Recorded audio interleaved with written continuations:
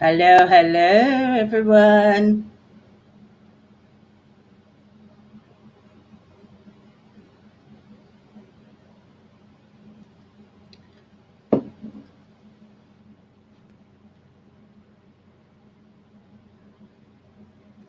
Hello, we got 3 people in chat. Don't be shy. Come up, introduce yourself. We're going to have a fun evening.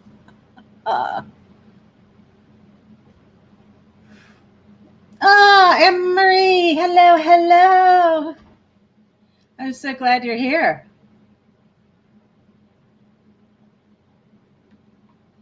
Who else do we have?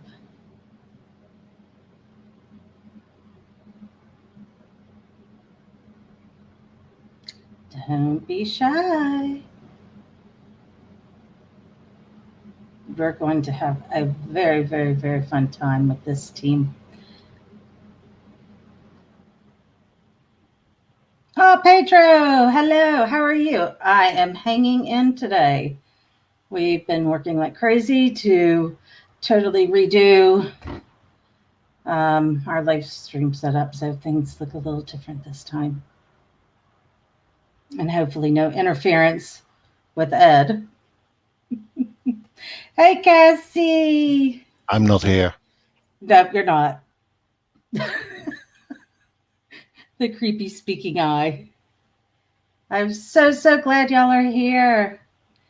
I know, Anne-Marie. Isn't it awesome? I'm so glad. Monique. Mwah, my lovely.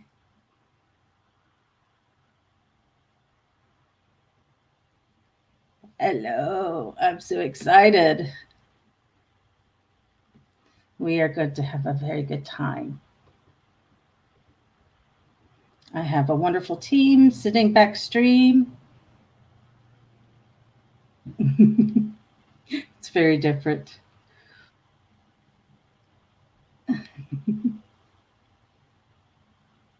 So it's going.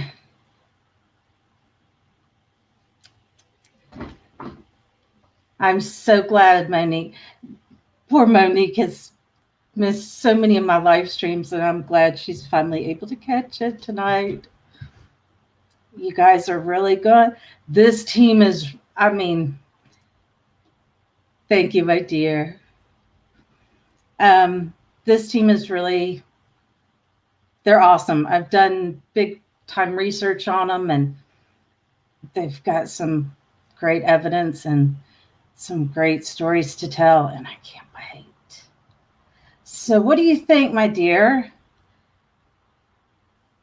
Do you think I should introduce them? Yeah,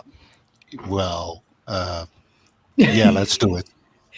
So the team I have to interview this evening is called Phoenix Paranormal. They're from South Africa. And yes, South Africa. And I am so excited to introduce them to you all. Voila.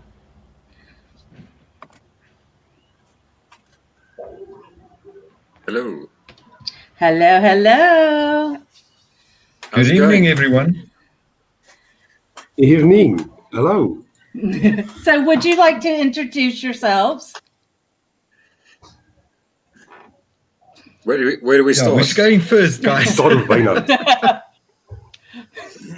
Okay, Wynand. All right, so, yeah, I'm Wynand. Hi. Right, my name's Henny. Oh, we just popped in.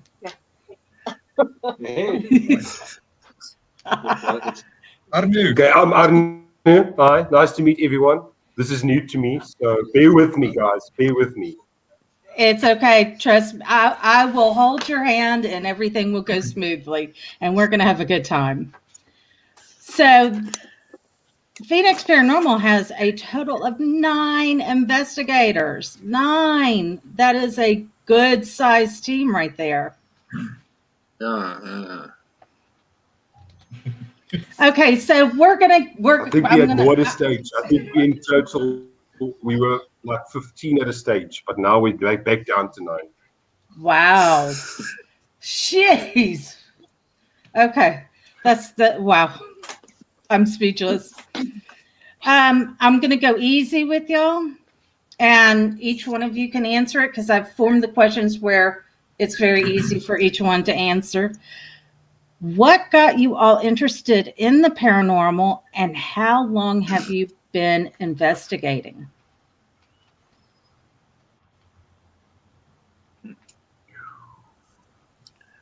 Okay, who's going to start? Bernard, I think you Right, start well- with it. Eeny, meeny, miny, yeah. mo.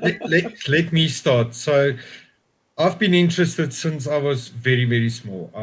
I've been able to see apparitions since I was very small. So since then, I've been interested. I have not been an investigator for very long. I've only been part of this group for about 3 months. Arnold, Reinhard, help me. No, it's been longer now. Huh? Yeah, Has it been longer? I think a bit Seven, longer 8 actually. months. But Yeah, 5 months. 7, 8 months. So yeah, that's where my interest when I was very small. Still up until today, I'll see movement, those kind of stuff. So yeah, that's me. Wow. Well, that's awesome. So who's next? Not always. Trust me, I know. I don't know. I think you go Sometimes next. you do get a fright. Sorry. So who wants? Who's Okay, next? yeah, sure. Been doing this now for. I'll go next. I'll get it out of the way. I've been doing it now for I think 7, 8 years. My interest in the paranormal also, I wouldn't say came from small age, but I experienced something when I was in high school. About, let's say, 15, 16 years of age, I experienced something that I couldn't quite explain it, and I was looking for a crazy bunch of people to help me figure out what the hell I experienced. And then yeah, I found the Phoenix family. And now we got 7 years going. It's crazy. That's awesome. 7 years. That's a good run. So who wants to be next? It We got is. 2 We've more. experienced a lot. We've seen a lot. Oh, I've done my research. Okay, I think what I'm Chantal. Chantal. Yeah, okay, I'm Chantal, and I started the same time as Arne, so it's also now about 7 years.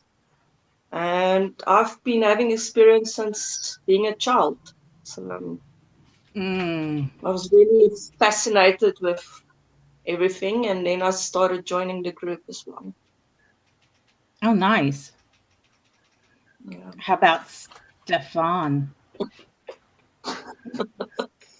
Hey, someone that pronounced the name correctly. Yeah, I was also quite small. I think I would say around 8 or 9 years old when I had my first experience. And yeah, from there on, I was always interested. Met a friend that was also interested, and we started doing things together. And with Phoenix Paranormal, I'm about 3 years now that I've been with them. Oh, nice. Yeah, for me, you know what? I had some experiences through my life. I never paid it any never mind because I wasn't really tuned in, if that's the word I can use. Yeah. And the fascination grew. I wanted to dig into I have a fascination for our history, our South African history. So it sort of just collided with the paranormal. And then I met these guys. I've been with the group for about 5 years now, and I met these guys, and I'm like, cool. You know, I was in the process of shooting a documentary about a haunted theater, and I met these guys, and I'm like, okay, cool. You know, let's go have adventures together. Oh, that's awesome. That is really, y'all have got, from what I noticed, y'all are very close. I love y'all's humor and the banter, but you also take everything very seriously. And as I tell people in the paranormal world, you either have to laugh or you cry. And who wants to sit there and cry? So you have to laugh and have a good time. And that's what I really enjoy about watching and I've watched all your videos. So Cool. Oh, that's so cool. Thank you. So the next question is, so out of all the places you guys investigated, which one was your favorite and why?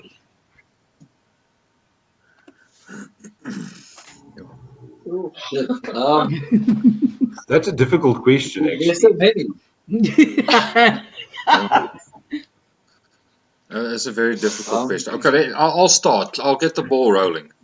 I would say that the abandoned lunatic asylum is a very, very special venue. Not only for the fact that it's so haunted, but there is no chance that anyone will ever investigate that place again, or Oh, wow. in the past. There's just no way to get in there. There was no way. By some miracle, we had the opportunity to actually investigate probably what is the most haunted place in South Africa. Wow. I'll definitely I'll stake my reputation on it if I if I can. But I reckon that is probably the most haunted. The place is huge. I think that's the most haunted square mile. That place is crazy. It's and the main thing is we can't really tell people what the history is and stuff, because we often sign disclosures about places that we investigate, so we can't really divulge too much information. But just Right. after the videos launched, the kind of stories that people tell about the place is just, it keeps growing. It's amazing. Yes. For me, that'll probably be the place. It's just historic. What we as a team accomplished to actually investigate that place is historic. It's awesome. That's great. How about you, Henny? Well, from my side, I Yeah. must say, because I haven't been on a lot of investigations, I must say the old doctor's mansion, that was, I love that place. It's absolutely, that place was just phenomenal. The fact that that one door closed after we went in there and never Awesome. opened again. I still up until today don't know. I don't know if Charmaine has followed up, but I don't know if that door opened ever again. So yeah, I think that was the best place for me. That's the door that locked, and y'all nobody had a key to get in. There's no key. There's no way to get in, There's right? no key. No Yeah. key. That's crazy. Yeah, and apparently the owner, they got the door open again, but Oh. there was no key for a door. There was no. That's crazy. I saw. Yep, that's a good one. What That was about you brilliant. guys, Chantel and Stefan? Well, I would agree with Wynand on the psychiatric hospital, but I think for me, every investigation is a bit different. So I can't really say. Everything is yeah.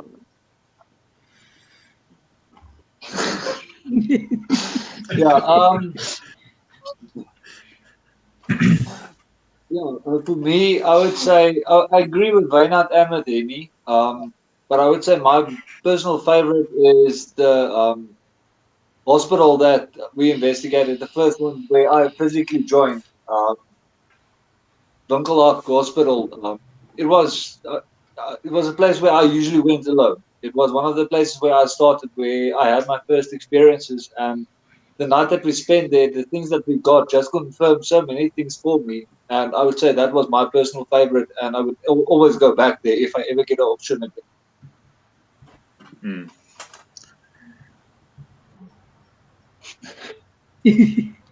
And it's your turn, Arno. Yeah, we're ready. Sure. Look, there's so many places. For me, it's difficult just to pick a favorite. The abandoned lunatic hospital that Wynand mentioned. I think the big thing there is we covered only like a small amount of that entire location, and there's so many much more stories happening there. It was one for the books. Then we had the Springkale investigation, which was also abandoned lunatic hospital place where we caught some awesome evidence and but I think the one place that will always stay in my heart was my first investigation ever, Melrose House in Pretoria.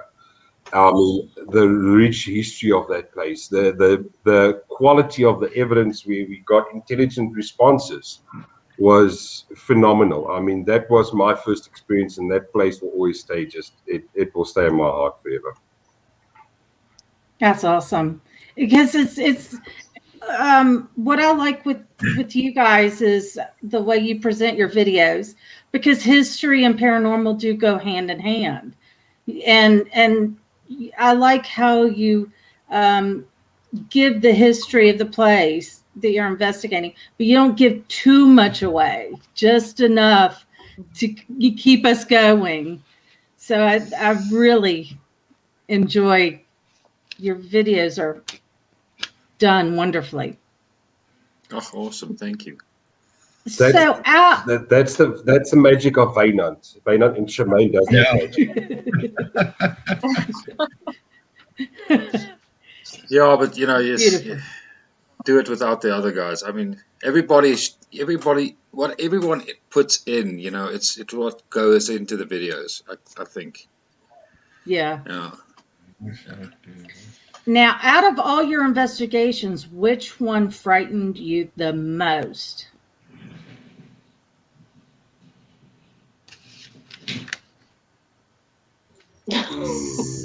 I'll stop because we talked about the other day about this actually on one of our vlogs. It was in Cullinan. We did the McCarty House investigation, and why it scared me wasn't because of any entity or anything like that. It was the first time that one of our investigators was so attacked and attached by for lack of a better term, a demonic entity that we actually pulled out of the location. And I've personally seen a couple of things that makes me go, yo, that's a bit scary or insane and all of that. But that was the first time that I was ever scared, because one of our own was attacked to a degree where we had to get it out of there. Wow. Yeah, It's very interesting. Sorry, I just want to come in. It's very interesting, all the things that we're talking about, because we're bringing out a video tomorrow about our creepiest places that we've investigated. And like all the stuff we're talking about is That's awesome. that's pretty cool. Chantel? Yes. Well, basically, yeah, that experience with Unita at Cullinan was also, I think, my scariest investigation. Yeah. I'm the one that's Arne talking about. Ah, I see. Yeah. Yeah, that was quite a fright. Yeah. Yeah, I I would can say. imagine. Okay. Go ahead, yeah. Stefan. Okay, it's my turn. Yeah, I would say the doctor's house for me was the scariest, if you can say it like that, because that was like the first time I got scratched and actually something like physically touched me. I would say that to me that was the scariest one so far. As it was the first time anything like that has happened to me before, so it was unexpected and gave me a little jump. Yeah. And how about you, Henny? Scariest. Yeah. I would also say the old doctor's mansion. Once again, that was the scariest location for me. I mean, like I say, I haven't been on a lot of investigations, but yeah, that's the one for me. That's a good one. And last but not least, and I'm going to butcher your name. My husband, and y'all are going to laugh, and I don't care. I can handle it. I have been practicing your name over and over and over Weihnacht. Did I say it right? You know what? It's close enough. It's close enough. It's close enough. I promise I'll get better. I'll get better. I Well lived done. in England for 2 years, and the things that I witnessed that was done with my name, I will never recover from that. So from there on in, everything or anything is fine. I would say, I've got a similar experience. They're talking about the wreck hall in Cullinan where that happened, and I was a little bit still green as an investigator, and I sort of challenged the entity on my own. And yeah, like I told you guys this afternoon, it was like something climbing on top of me. I panicked a little bit. I have to say, I panicked. I did panic a little bit. That's interesting. So same location Okay. during the day. Okay. And I just want to welcome some newcomers. We've got Danielle. Hello, my dear. I'm so glad you made it. And you've already got a couple of people that's already sat there and chat and said they're subscribing. So you've already got some new subscribers already.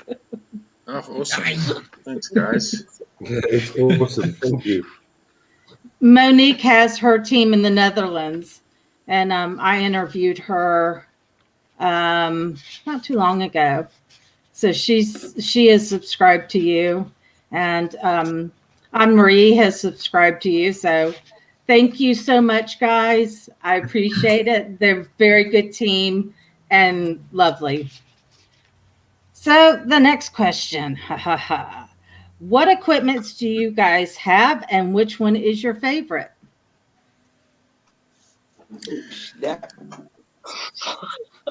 I think Arnu, you should answer this question. Yeah, Arnu, that one's for you. Arnu's the one with the toys. Why?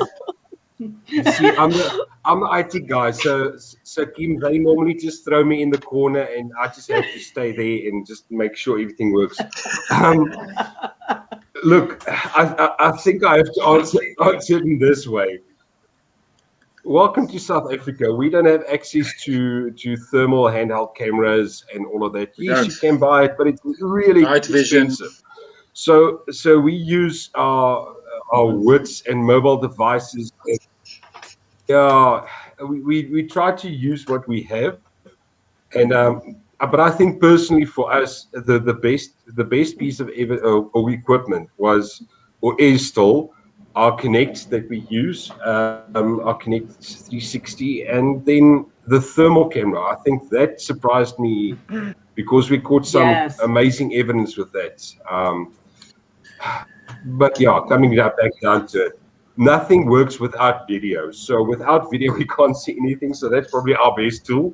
But if I have to, our thermal camera and the Connect is amazing pieces of equipment. If you can and you want to invest in something like that, it's absolutely worth every penny. I have to agree with that. I am saving up to get one because I love the thermal camera. I mean, that is one. I mean, and I've seen y'all use it, and it's great.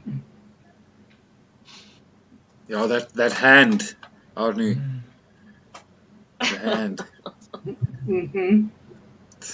Still don't understand what Where happened there. I'm going to use a very popular Afrikaans saying now. That's where I had my gemoedsbekakking. We zoomed out. We were literally in there, and we pulled out, and you just saw this hand. I freaked out. I completely freaked out. But it was awesome piece of evidence. That was. I also think Okay. the spirit box is also, we've caught some cool stuff in the spirit box. It Yes. works sometimes. I have to agree on that one. Except the spirits that are here in on the land that I'm on, they've never, we're talking about people that were around before radio. So they're, I don't say I'm psychic, and I don't say any of these things. I'm just a sensitive person, and I pick up a wide range of things. And I tried to do the spirit box, and they were all like, "What the hell is that? And what's the noise?" And I could not get them to communicate on the spirit box at all. I mean, it was a total fail. Yeah, it's very disruptive. Have y'all tried the Estes method? Have you heard of that? Yeah. Yeah, we did try it in earlier years, if I'm not mistaken, Arnie. We did have a team that investigated with us recently that used the method. So I think it was nice to see it again after so many years. Someone's still using it. It's interesting. It is. I mean, again, I tried, and my poor husband, he's a skeptic. I mean, when I came into his life, his house was nice and quiet. He didn't believe in heaven and hell and spirits. The minute I moved in, he was like, I dragged him kicking and screaming into the paranormal world. So when I tried to do the Estes method, I didn't tell him, you have to take this seriously.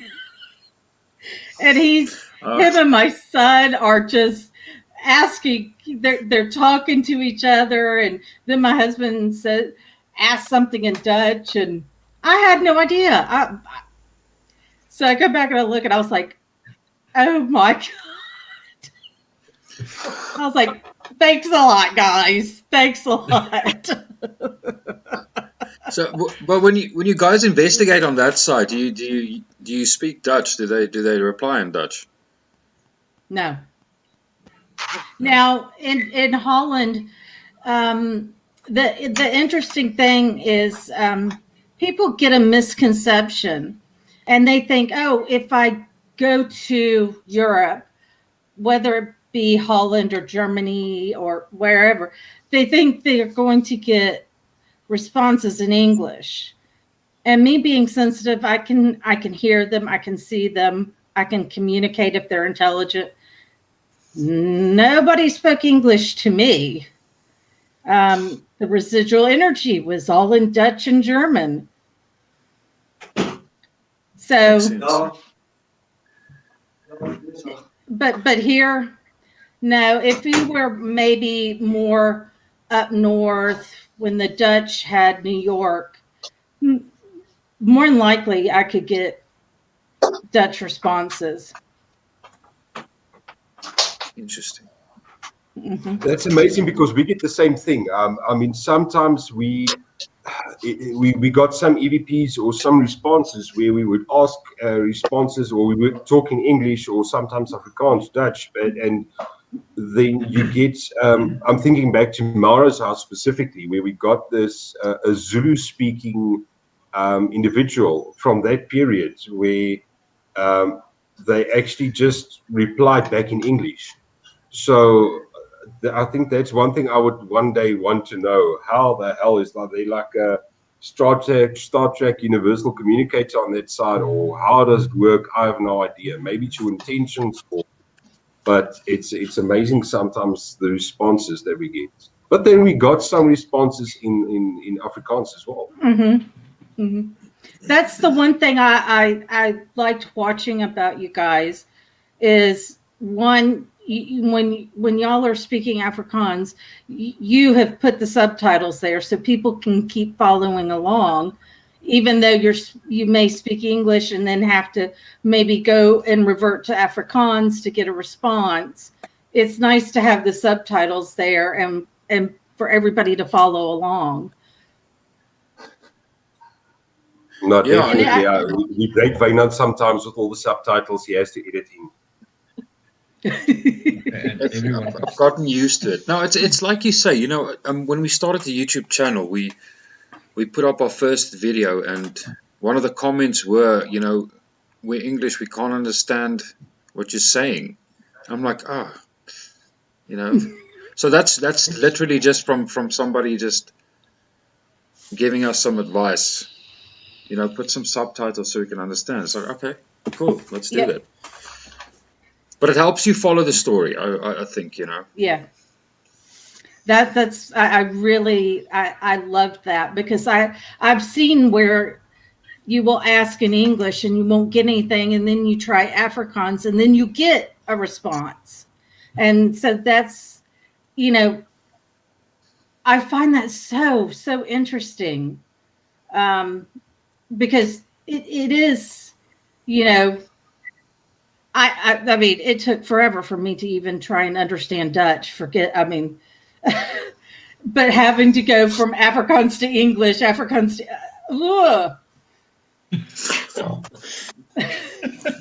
it blows my American mind. Sorry. And I lived in Holland for 4 years, and it still blows my mind. We've got what? Wynand, help me here. I've got, I think, 11 or 12 official different languages. 11 languages. Yeah, so one day we'll get an investigator that can speak all languages, and then we're sorted. Yeah. Wow. Yeah, because you can't help but feel that you might miss out on something if you don't know the history or the language, because it's the history is so intertwined with different cultures. Yes. That's kind of, you have to follow the timeline to know which language you need to try to. It's like fishing, I guess.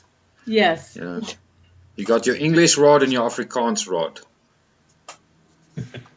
Yep. Okay, so the next one is, do you prefer going into a location with some history, or do you prefer to go blind? Okay, I'll start here.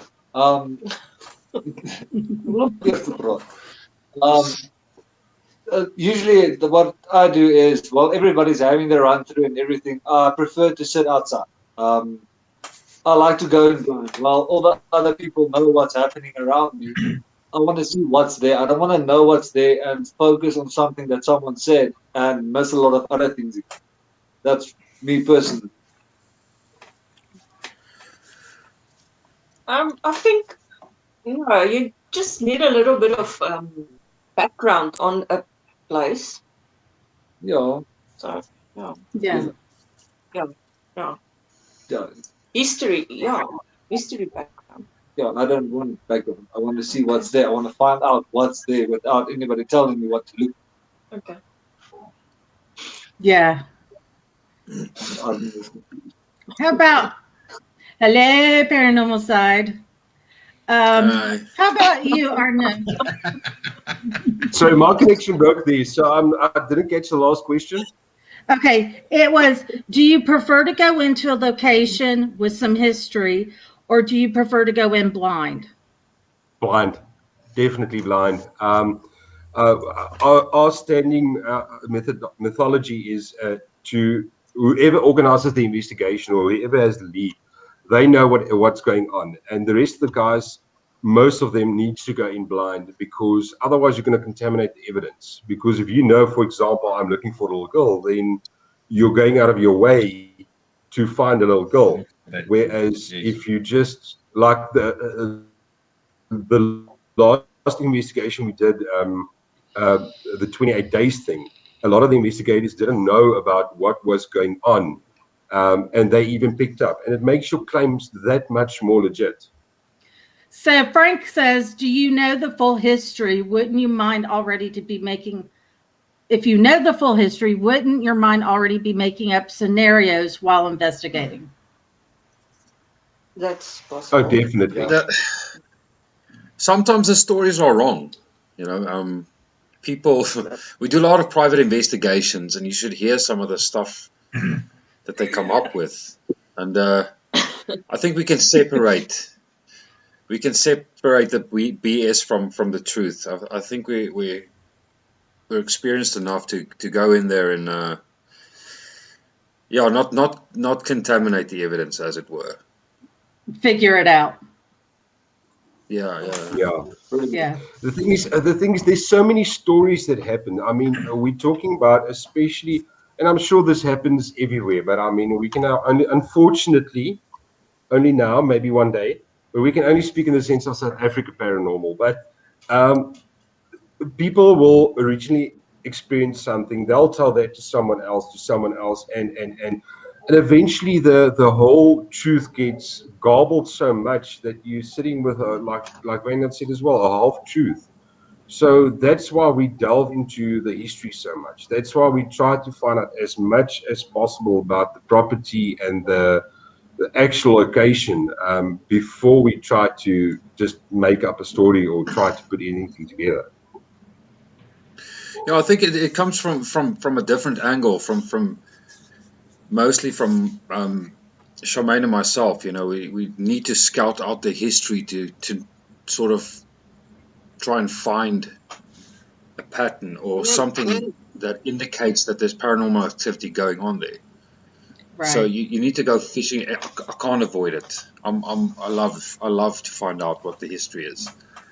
But as you can see, there's a fine balance between the guys that don't want to know and the rest of us that do. And when we bring it all together in the video, it's sort of, you go, whoa, cool. Right.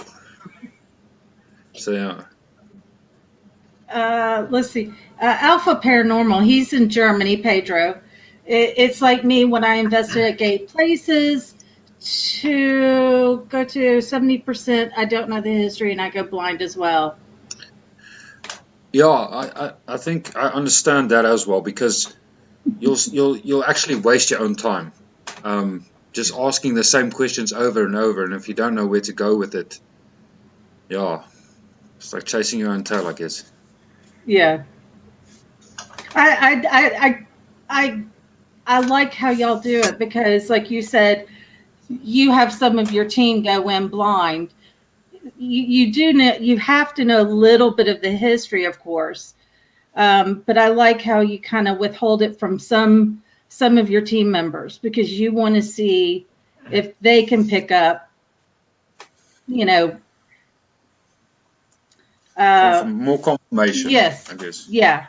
Yeah. Also, you can't go in totally blind. I mean, also need to know what questions to ask. Mm-hmm. I mean, you physically. I mean, if you need to know. That's why I also like half going blind, half don't go in blind, because half knows exactly what's the story, other half doesn't. So you need to know what kind of questions to ask. You need to know what you're dealing with as well. Just my 2 cents. Sorry, guys. No. I mean, you're absolutely right. I mean, because if you're going in a location that's going to have a child, that you have to totally change and speak to this child like it's not an adult but a child. Otherwise, what I find out with children is you kind of have to go at them at a different angle. Yes. And if you're talking to them like an adult, you've lost them. So you're now not going to get a response at all. Right. You've got to soften your voice and you got to make a connection, especially with children. You got to make a connection. And, what I've told other paranormal investigators is ask them what their favorite, what their favorite color is, what their favorite toy is, their cartoon, and get them to, kind of pull them in so they know it's safe. And so I agree. It's there's so many different things with the paranormal world that is crazy. Yes. And I don't even think we've scraped the surface. No, I don't think anyone. Personally, I don't think there's absolutely anyone in this entire world that can tell you per book, you know what, this is A, B, and C of the paranormal. We just try our best and do what we deal with.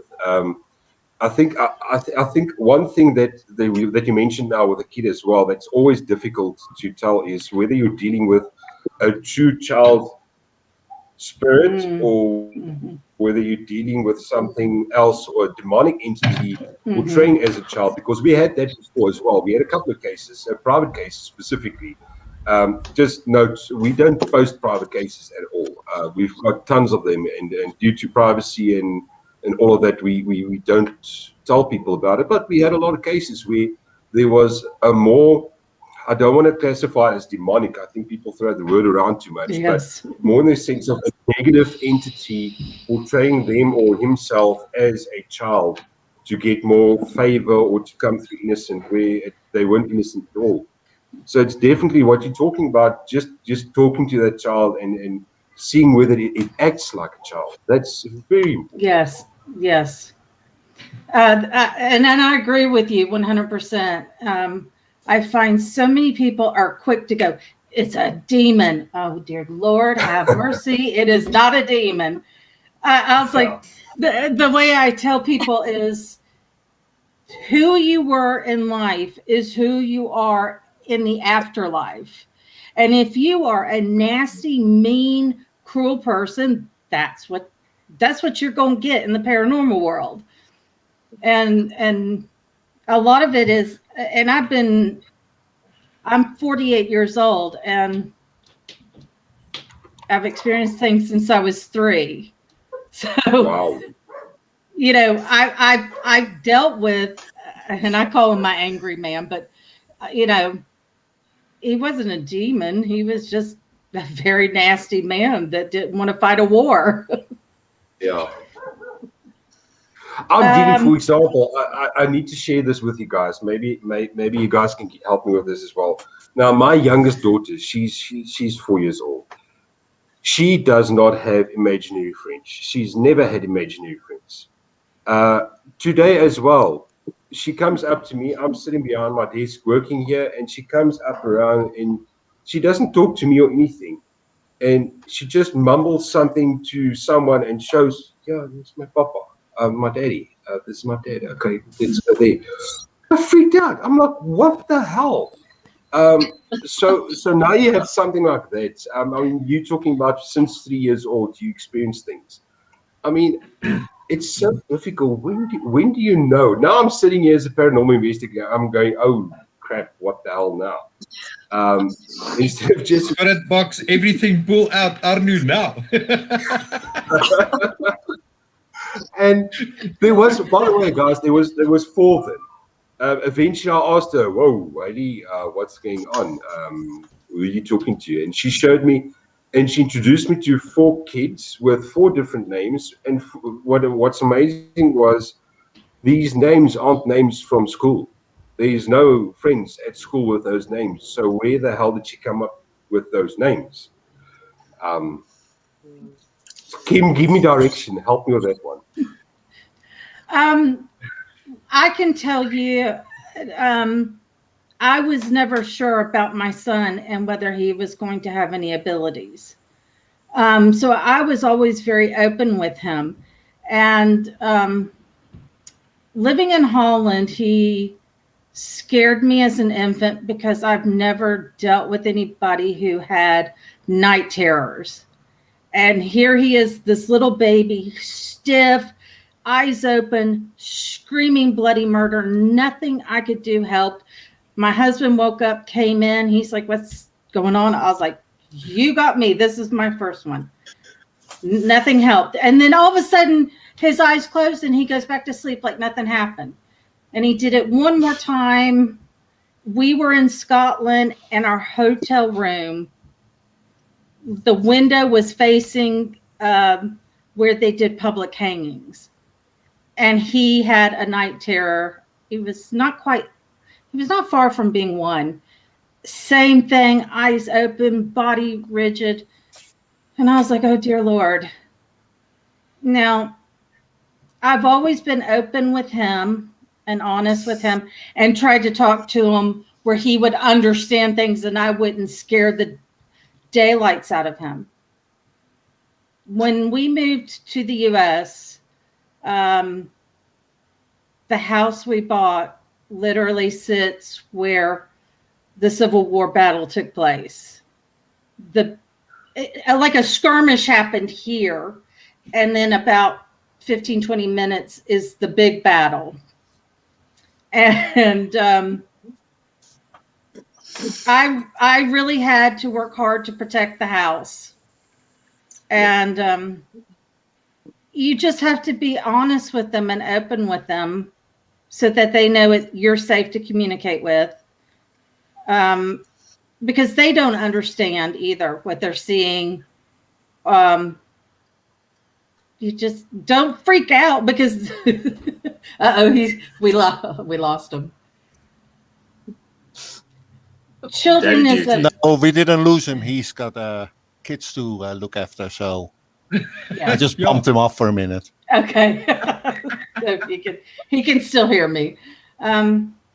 You just kind of have to be calm and relax and just be open with them, and not make it scary for their world, because it's already scary enough. I mean, my parents locked their bedroom door because I kept coming into their bedroom, but I didn't know how to explain to them that I was hearing and seeing things in my bedroom. So when they locked their door, I mean, I literally took my pillow and blanket and slept at their door. I mean, because they didn't understand why I was so scared. So we would do things, and people are going to think we're crazy. But our son would say, "There's something in my room," or "There's a witch," which the witch was just one of my spirit guides. And I was like, "No, son, that's not a witch." But we would literally go in and act like we're beating up something. And I'm like, "See, we beat them up. They're gone." Oh, I mean, it works. yeah, works. it's silly, but you want to give them confidence that they're safe and that you'll protect them. Yes, absolutely. Yeah, I do the same thing. Kids are a wonderful world. Yeah, and the thing is that they're so sensitive when they're so young. Mm-hmm. It's frightening sometimes. It's unnerving. I've You don't had want so to many stuff in your people, house, you know? right? I mean, I've had so many people go, "Oh, I wish I had your abilities." I said, "No, no, no, no, no, no, no, no," because No. as a kid, it is scary as all get out. You don't understand. Typically, your parents don't understand, and you're just stuck. And then mine kind of faded off, and then right when I hit puberty in my teens, bam, it hit me again, and it has stayed with me. And then finally in my 20s, I was like, forget it, I got to figure this out. I know I'm not crazy. I can't be crazy. And so I just learned and figured out how to deal with things. So I want to take a quick moment and welcome some new people that have joined the chat. We've got Paranormal Side. We got Frank. He's my naughty man. We got the General, which is Anne-Marie's husband. And Bo-Mo is Monique. And we got Joe. Hello, Joe. Thank you for coming and visiting. What's up, guys? So, Anne-Marie, okay. I'm trying to keep up with chat and whatnot. So I'll go ahead and, ordered a Halo, my rear end. Shoo! Naughty Frank. So my next question is going to be, have anyone on your team brought home an attachment, and how would you guys handle that situation?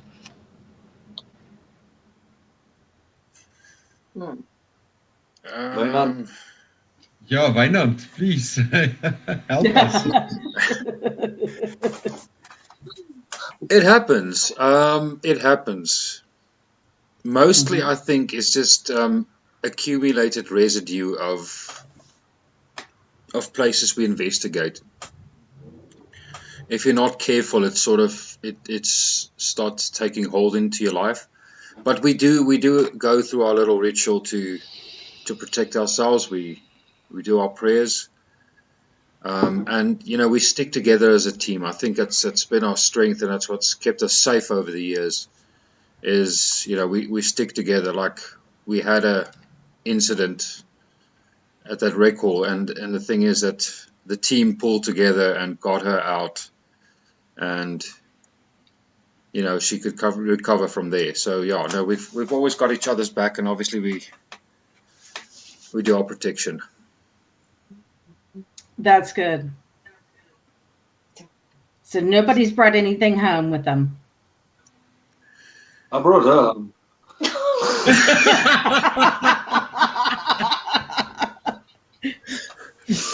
There's a difference. We can see her. We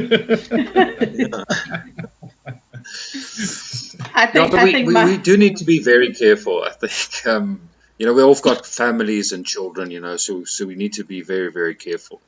If we do sense that it is a darker force, like, I don't want to throw around the word demonic, but okay, I'll somehow answer that as well.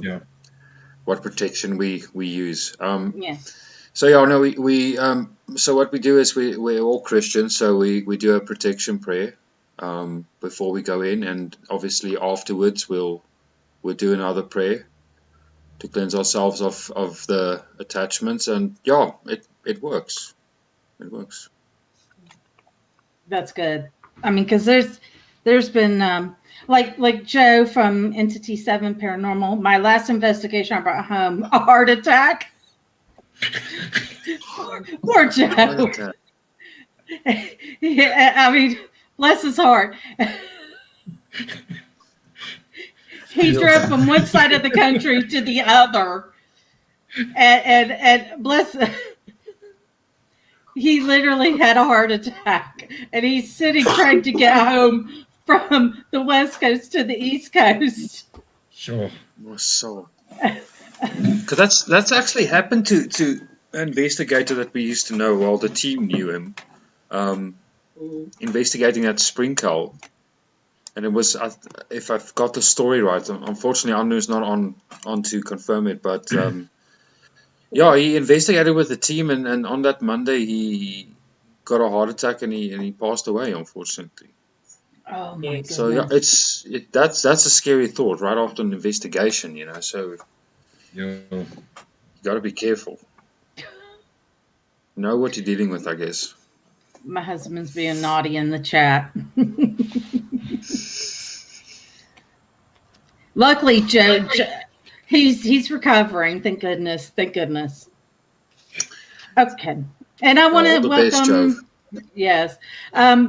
Healy just came in the chat. Hello, my lovely. And of course, that Joe's come in. So the next question I have for you guys: have you ever been touched or scratched? And I have. What is going on with Yanni? I mean, that man is constantly being scratched. Every video I see, the poor guy is getting scratched. They love it.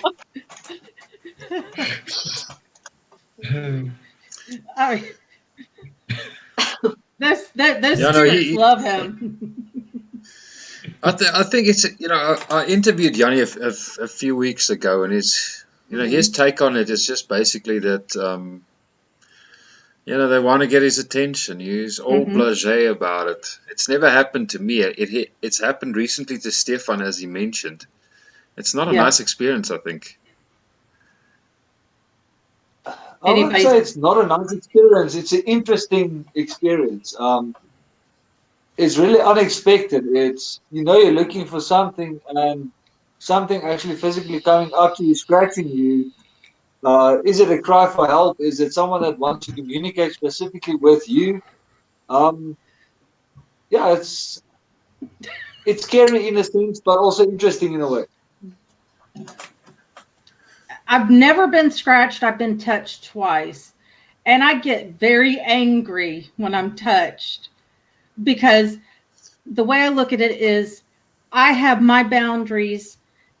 They have their boundaries. I respect them. They need to respect me. So when I'm touched, the first time was my wrist.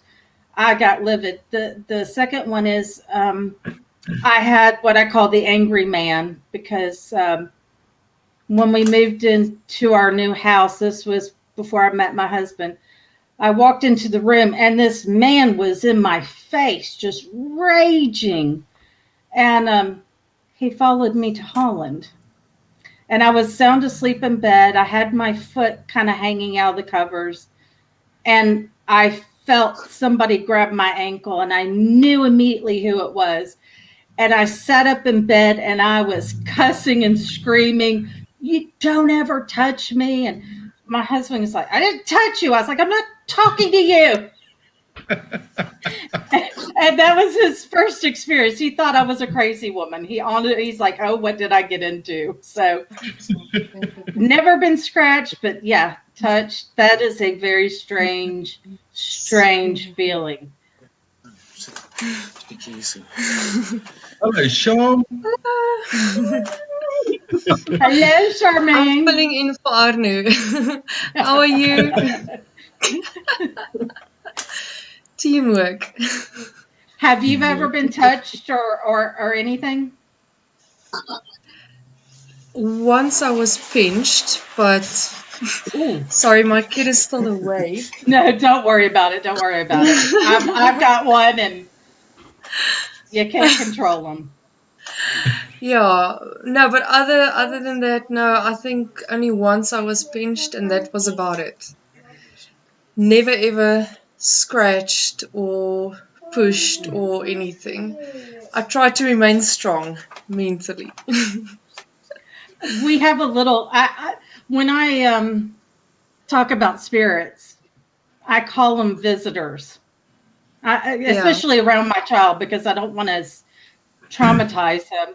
And so we have this little visitor, and it was irritating me. It kept plucking my back of my shirt, or I'd feel a little tug of my hair, and I was like, "Do not touch me!" Just, and it would just keep doing it, and or I'd see a head pop by, and I'm thinking it's my son, and he's sound asleep in his bed, and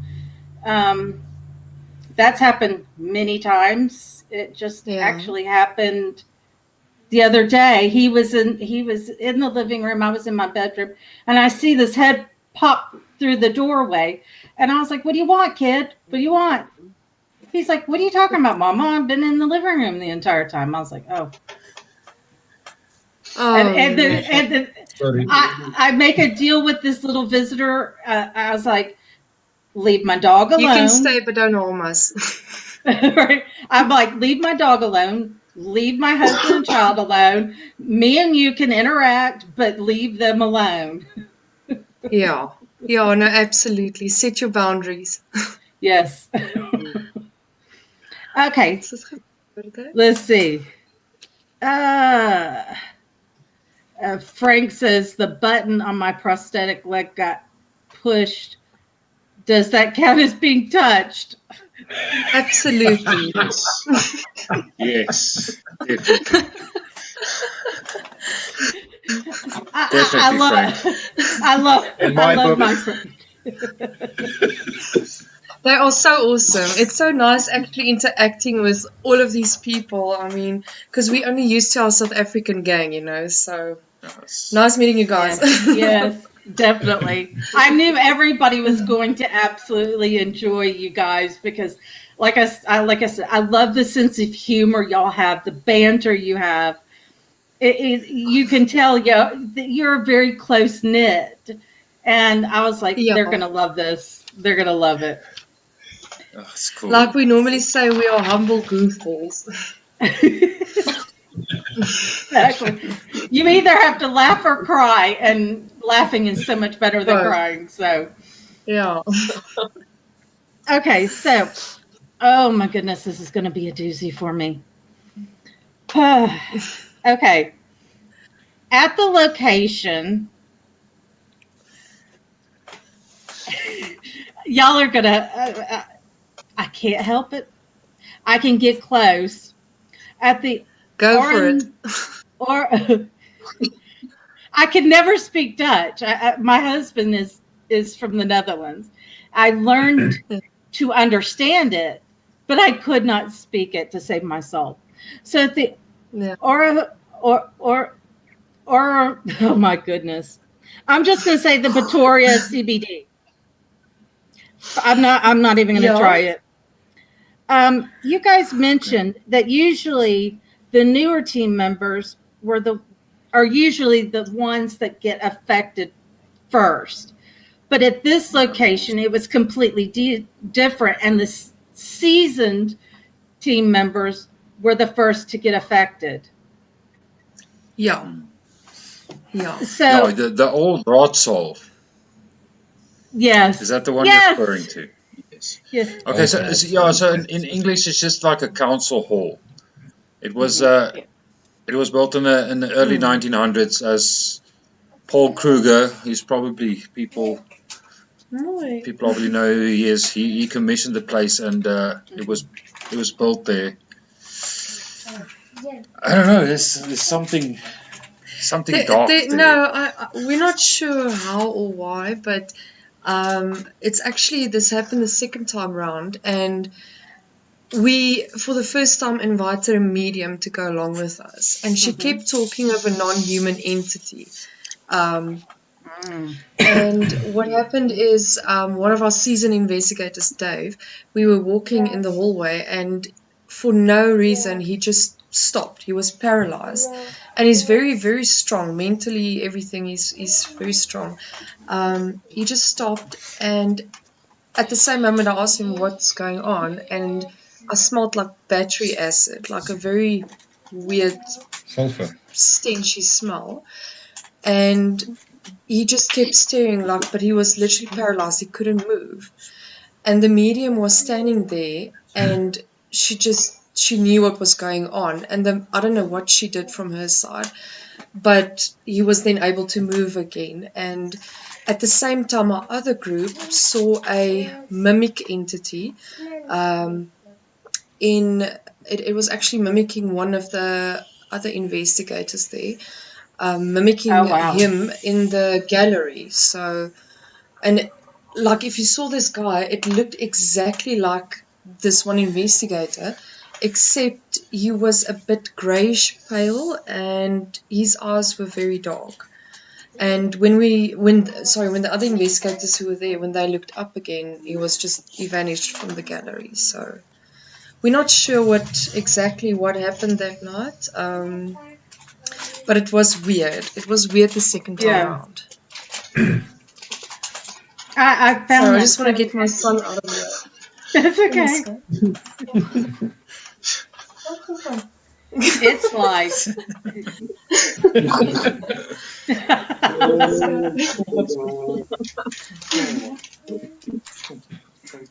Sorry, guys. No, don't. It's okay. It's life. It is. It was our life at this moment. Yes. So I have to apologize. It's a little person. Right. Okay. Has anyone on your team ever had to leave a location because something affected them? Yeah. Yes. Yeah, we did. Earlier we mentioned one of our investigators having been removed from a location. Mm. But you were there. You and Chantal were actually there, so this is a great opportunity to rehash that whole.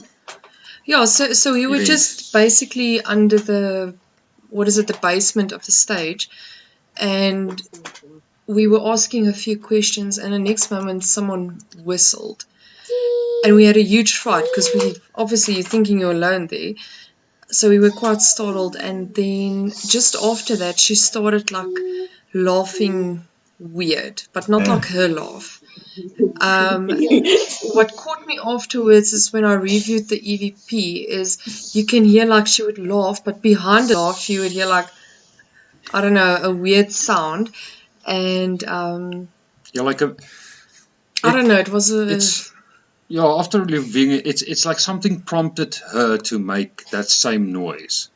It goes like and then she goes in exactly the same tone of voice. So I don't know, something was definitely Yeah. She was not herself. No, she wasn't herself. But that was the only time. I mean, there was... Yeah, we have investigated with other groups at Sprinkle as well. At about 8 p.m. in the evening, they had to leave because they were too much affected by what was there. So, Wow. but yeah, that was the only location for us that we had to cut short. My chat, I told you, Frank is so naughty. Oh my What goodness. are this, Frank? What are you up to, Frank? Be nice. Oh, he's a handful. He's a sweet guy, but oh my. Where is he goodness. from? Here in the U.S. Oi, oi, oi, Frank. He's talking about his prosthetic leg, and he ordered one from Wish and walking in circles. And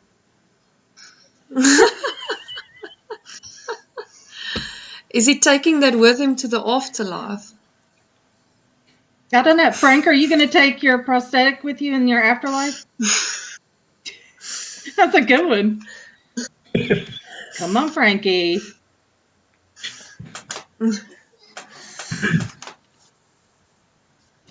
Oh. Okay. And That's Arno is bad. back. Ah, there you are. You're muted. We're multiplying. You're muted. Multiplying. Ek het maar try vir jou instaan toe jy soos weg is. Sorry, that was my fault. You got to unmute yourself. Maybe Ed can unmute Arno him. gets gemute.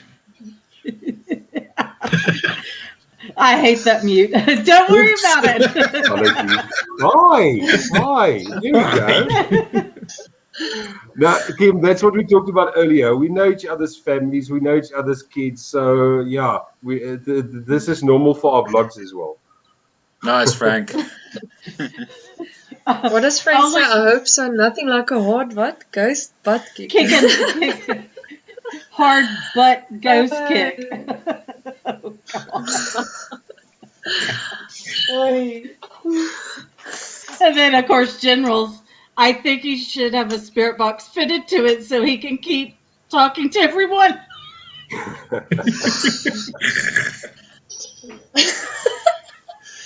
Oh, my goodness. Okay, now I'm getting to my most favorite video y'all done. The Haunted Lunatic Asylum. Now, this place Is that your favorite?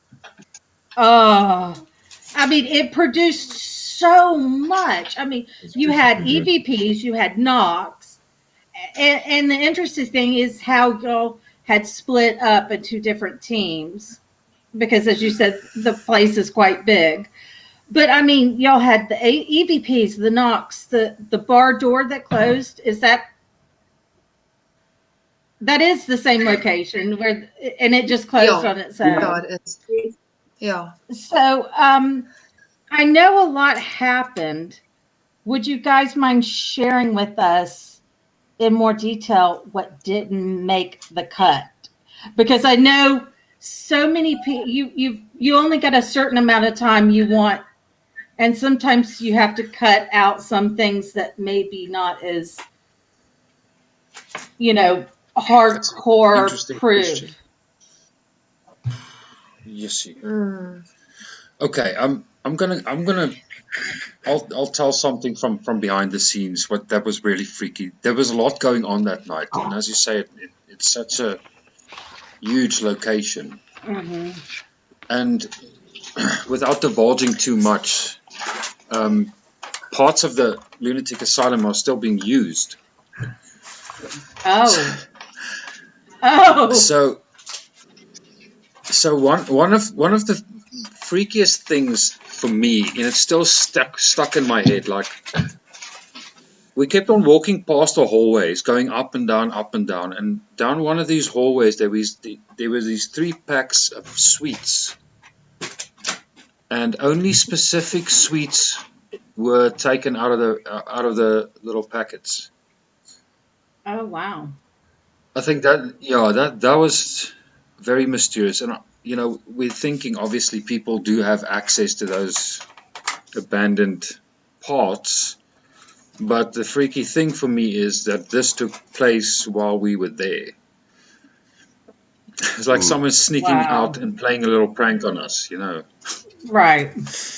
I think we still went past that part. It was like almost like if it was a bend in the hallway, a junction, and we went Yeah. past Yes, right that across part. from the And there was church. exactly, yeah, there was nothing there, and we went into the one wing. Now there's only one entrance, one exit as well. And as we came back, that's when Bainant saw. I think it was with your team, Bainant, where you saw the suites. Yeah. Wow. Yeah, it was when we got back. We were on our way back to meet up with the team again. And we got the sweets that was lying on the floor. And that's when we decided to sit down and just to have the little quiet time. That's it. And by that And that's time, when the gate uh, closed.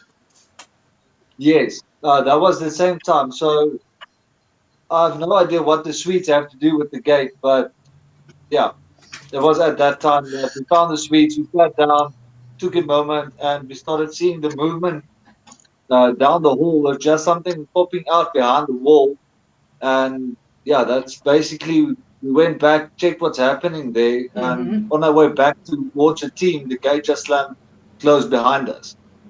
So Mm. yeah, that was the interesting part of the whole story. The sweets, I don't know Yeah, what they have to do. another interesting, sorry, Stefan, about the sweets is like the sweets are treated as treasure. You know, it's Mhm. very valuable in the Mhm. asylum.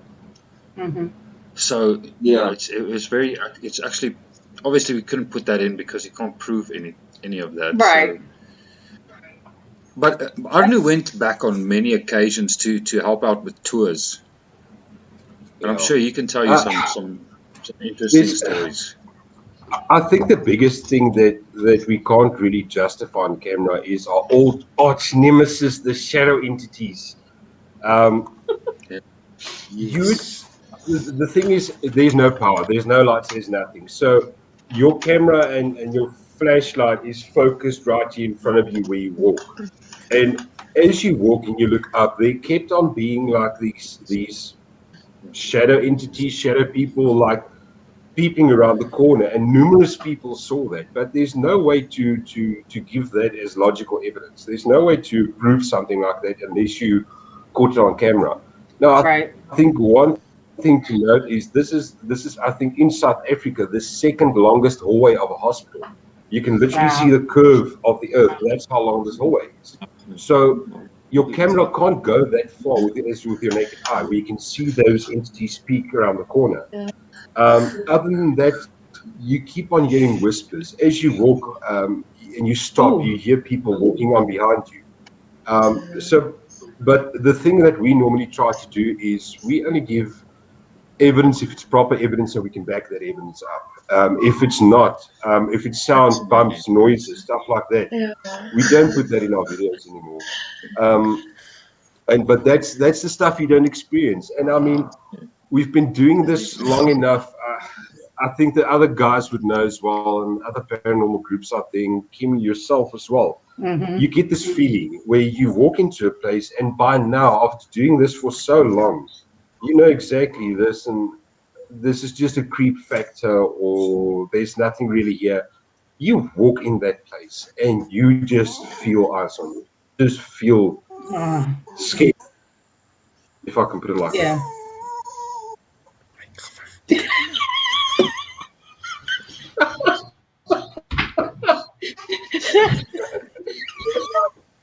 All I hear is this little whine. Oh, that's Oh. Georgie. That's our little Dasher.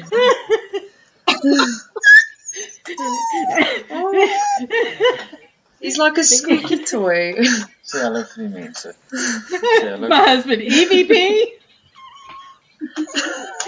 And it's right what he's talking about, the creepy. And then you hear this little. Ja, I'm sorry. Almost nou. Say hello to the mensen.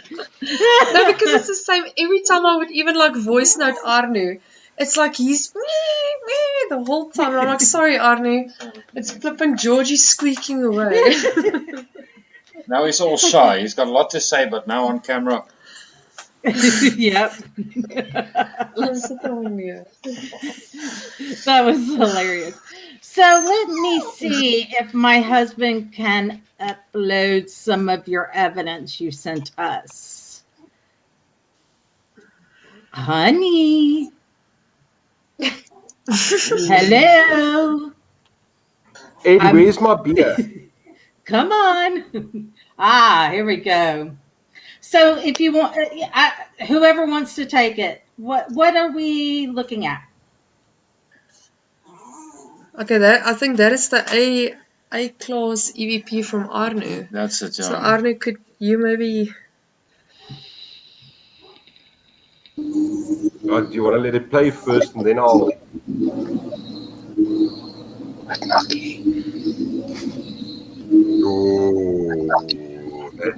The significance of this EVP is not only in the clarity, but also in the audio band stability once the voice comes through.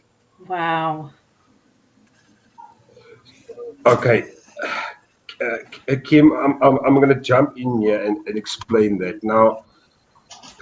This was in a part of the in the abandoned asylum. We had a couple of investigators and we just split up a bit. Now, normally what we do is we've got eyes on everyone. So I've got a camera on them on the other guy, and so forth, just to cover all angles to see if someone talked to anything. Now, if I remember correctly, this was the wing where all the women stayed.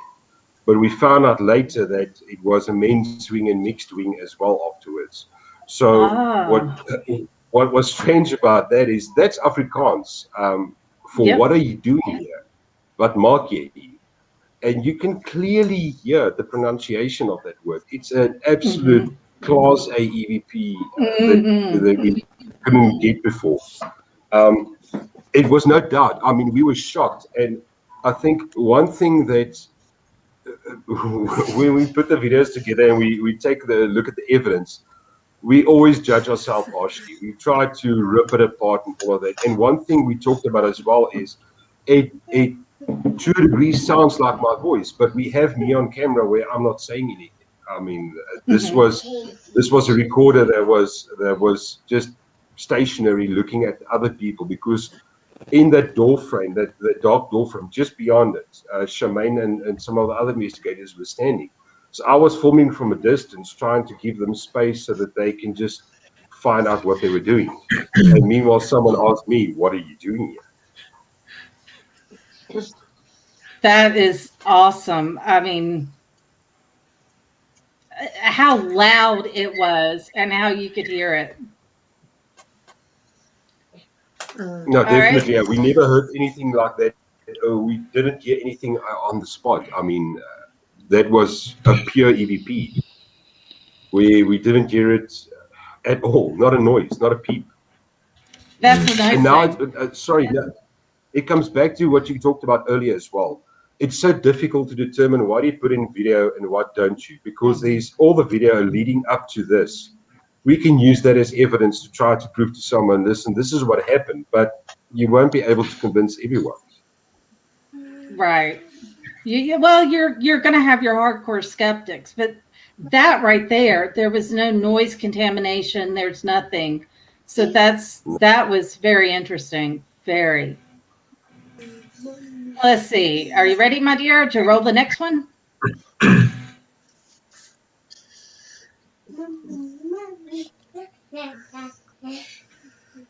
Ek is so bly jy's hier, Arno. Jy kan al hierdie evidence mooi vir ons.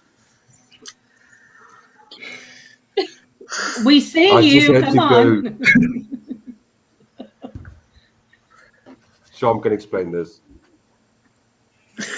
I wasn't even there. Seriously, I wasn't even there with the session. Chantal was. So what we've got here, dudes and dudettes, is a... only showed up when female investigators were present.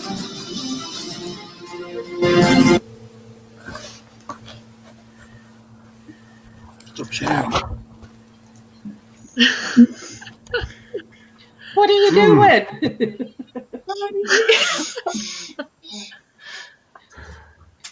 Chantal, give your opinion on this one. You were there. No.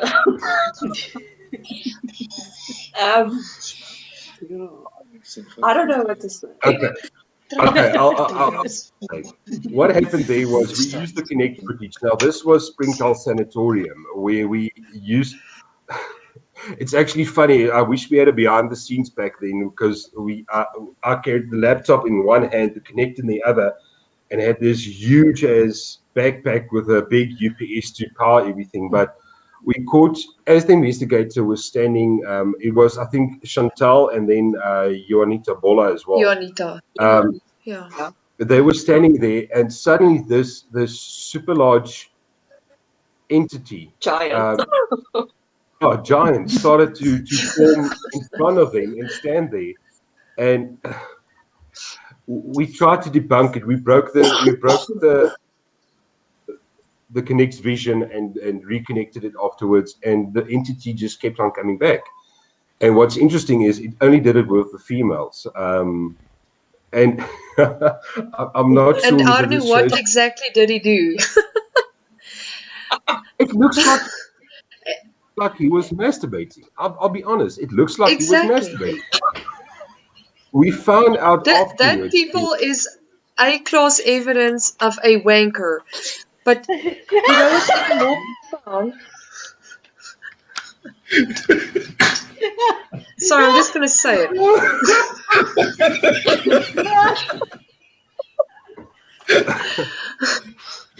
I'm normally the honest one. That's the best. That is What the was best. even If you're wondering if they do it in the afterlife. Aye? You know what, If you're wondering if they're doing it in the afterlife. But I was When we looked at psycho. this I clip- was psycho. I won't say anything when we looked at this clip originally. It was only after a couple of us looked at it and we're all at the same time. That guy's masturbating. He's literally But standing there. Arno, please tell them, like, when you saw it, you actually said, cease, like, basically, Yeah, shame cease, on yeah. you. And we actually caught an EVP of a man saying, sorry. Like, Yeah. okay. Yeah. Wow. Yeah. It was a weird one. And that entity, what we did was to try and replicate that is some of the men stood there as well. Same spot, same location, and nothing happened. As soon as the woman stood there, then the entity came back. So, pun intended. So whether that was the case or not, but I mean, if I'm not sure if you guys want to replay the clip, but or put it up on the link afterwards, but you can see his hand. I mean, if you look at the skeleton form, you can see his hand going. So I can't think of anything else. And what we found out afterwards as well is that And he's in like the tall. size, He's like over there. yeah, he's giant. Yeah. My mom actually worked in the. This is not the same place where we bought this evidence, but she worked at the same abandoned asylum as an occupational therapist, and she said the patients did it a lot, where they would literally just stand there naked, they would rip off their clothes, and they would start pleasuring themselves. That's why they were in there in the first place. Wow. So Okay. it just Yeah. it just gives more It resonates accuracy with to the claim. Oh. Yeah. And you've got Anne Marie this as well. That's the first. And Frank says, got to release some ectoplasma.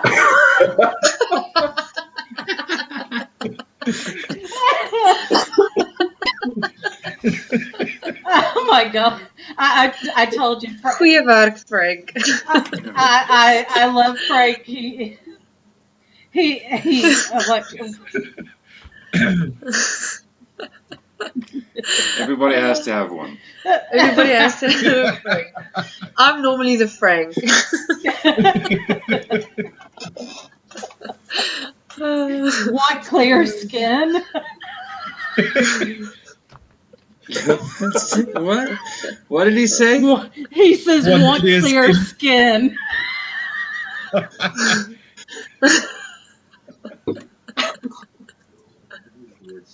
Oh, okay. But, that's but it would be great if the people can give their own opinion. Go watch it again and just let us know what you think. Because I mean, like I said, maybe it's just us that's not lucky in the head. But that's like I said, a couple of us watched this, and because when I saw it at first, I'm like, no, man, no. And I called someone else. I'm like,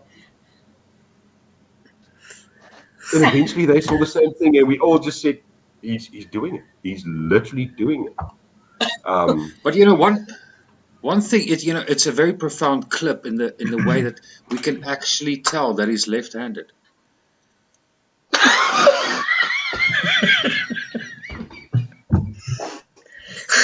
There's no other ghost that you can tell that.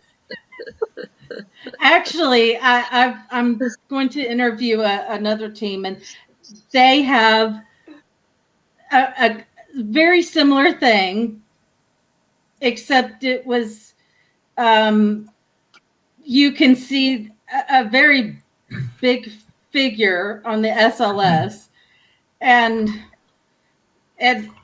one of the team members was reaching, and she's sitting here at the crotch level fondling. Wow. And it was standing there. It wouldn't move. I was like, oh. So I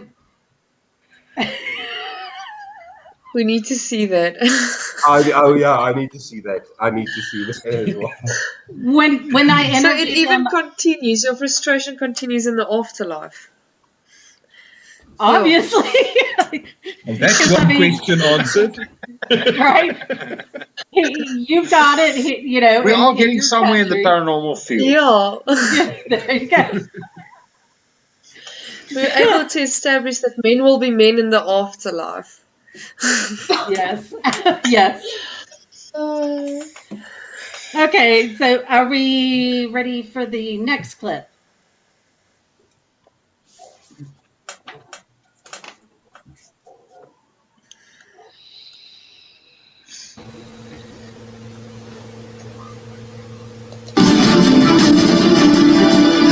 Following footage is quite a mystery, as it only was discovered after watching endless hours of recordings. It shows possible manifestation at the end of the hall. No one was present at the time, and everyone was in cover when this was taken. There also seems to be a light in the room, leaving us with a greater sense of the unknown.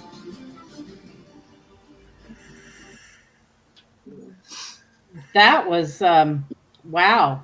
That was a while That's ago. awesome. Yeah, that was a long time ago. Uh, The old jail in Heidelberg. yeah. Yeah. I don't know. It's great. I'll be right back. That was that's awesome. I mean, you can clearly it's a difficult see it. piece.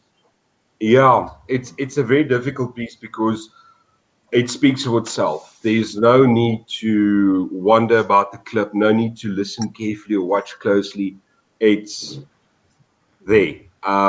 And we watched, like we mentioned on the video clip, we watched that video over and over and over again, trying to debunk it from all other ends. But at the end of the day, we just said, you know what, let's just put it out there and get people's opinion, because that's the holy grail of paranormal investigations. I mean, getting an entity on camera, that's what we do, what we do. And I don't know. It speaks for itself. I mean, because you can clearly see it forming. I mean, and again, there was the angle of the camera. We put it there specifically. I'm sure everyone else does it as well. But when we place our cameras, we try to minimize the risk of people entering the frame. So we would put it in a single entrance or exit, and that was there's no other way.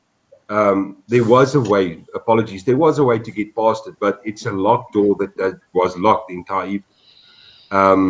And there was no other way to get in or out. And we watched that. We could see earlier on and later on some investigators going in to investigate the area, but in that time frame, we didn't see or experience anything. that was just awesome. Awesome. Is there another one, my dear?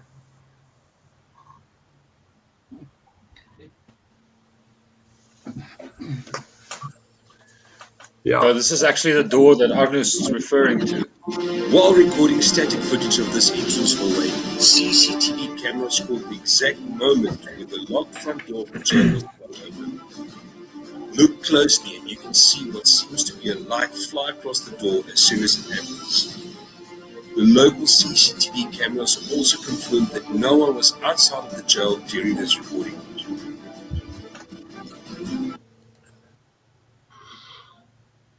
That's a heavy Wow. door. It's Wow. a heavy door. It's a heavy ass door. It's a typical jail door for everyone that's done a jail investigation before. I mean, you can't open that door even with one hand. If you push with two hands, it's a solid steel door. It barely. We actually have photos that we never posted where you can see the scratch marks in the floor. If you wanna, Yeah, so because of it's like yeah, you open it like that. it's stuck. So you have to Wow. get it piece by piece. So for the one, that door was locked, by the way.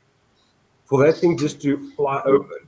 And I remember specifically Chantal, she was there, and I think Chantal, if I remember correctly, you couldn't believe what you saw on the CCTV. You were just like, no, someone has to be there. We were busy investigating in another part of the jail while this happened. Yeah. So it's absolutely phenomenal. And what's I'm not sure if the timing was perfect or not, but there was like I think we sometimes think it's an orb or a bug or whatever, but you can see this light anomaly, whether it's a bug or whatever, it just flies by, and as it comes through, it's much larger and brighter than the other dust particles, and as it comes by the door, it just flies open. Yeah, just opens. And that one was unbelievable. And I'll admit, I mean, I really looked at that, and I'm looking and looking. I'm like, okay, because I try and have a little skepticism, and I was like, okay, let's look and see. No fishing line, no magic string, whatever they want to call it. I didn't see it, and I slowed it down, and then it's crazy. From a physics see point how of view, it smooth just the doesn't door make opens. any sense. Mm-hmm. I think maybe The we should momentum post. is just. We should maybe post. Apologies, Vainat. We should maybe post the photos of the scratch marks on the door as well. Yeah, it's actually on video, I think, where we tried to open it, with the follow-up investigation. Yeah. You literally had to. Like Frank just says, you would need a chain to open that heavy door. No fishing Yeah, line. it takes a lot of. Because that's the first that people are going to think, because you do have those people that are going to try and nitpick and really try and debunk it. And I mean, I didn't see anything. I mean, and what what can you say? I mean, that is really cool to catch. I think if you put it in perspective, the moment that you actually physically touch the door, you know that clip does not make sense. Just the sheer weight, and it's a museum now. It's a community entertainment venues and stuff like that. So that front door is locked. They never open that door. You drive in at the back and you come in at the back. It does make sense. It's light as a feather in a clip. Which we checked. Yes. So yeah, it's interesting. And my husband says, we can make you famous. Chat, and we will show you chat on our screen. Yeah. And on that door.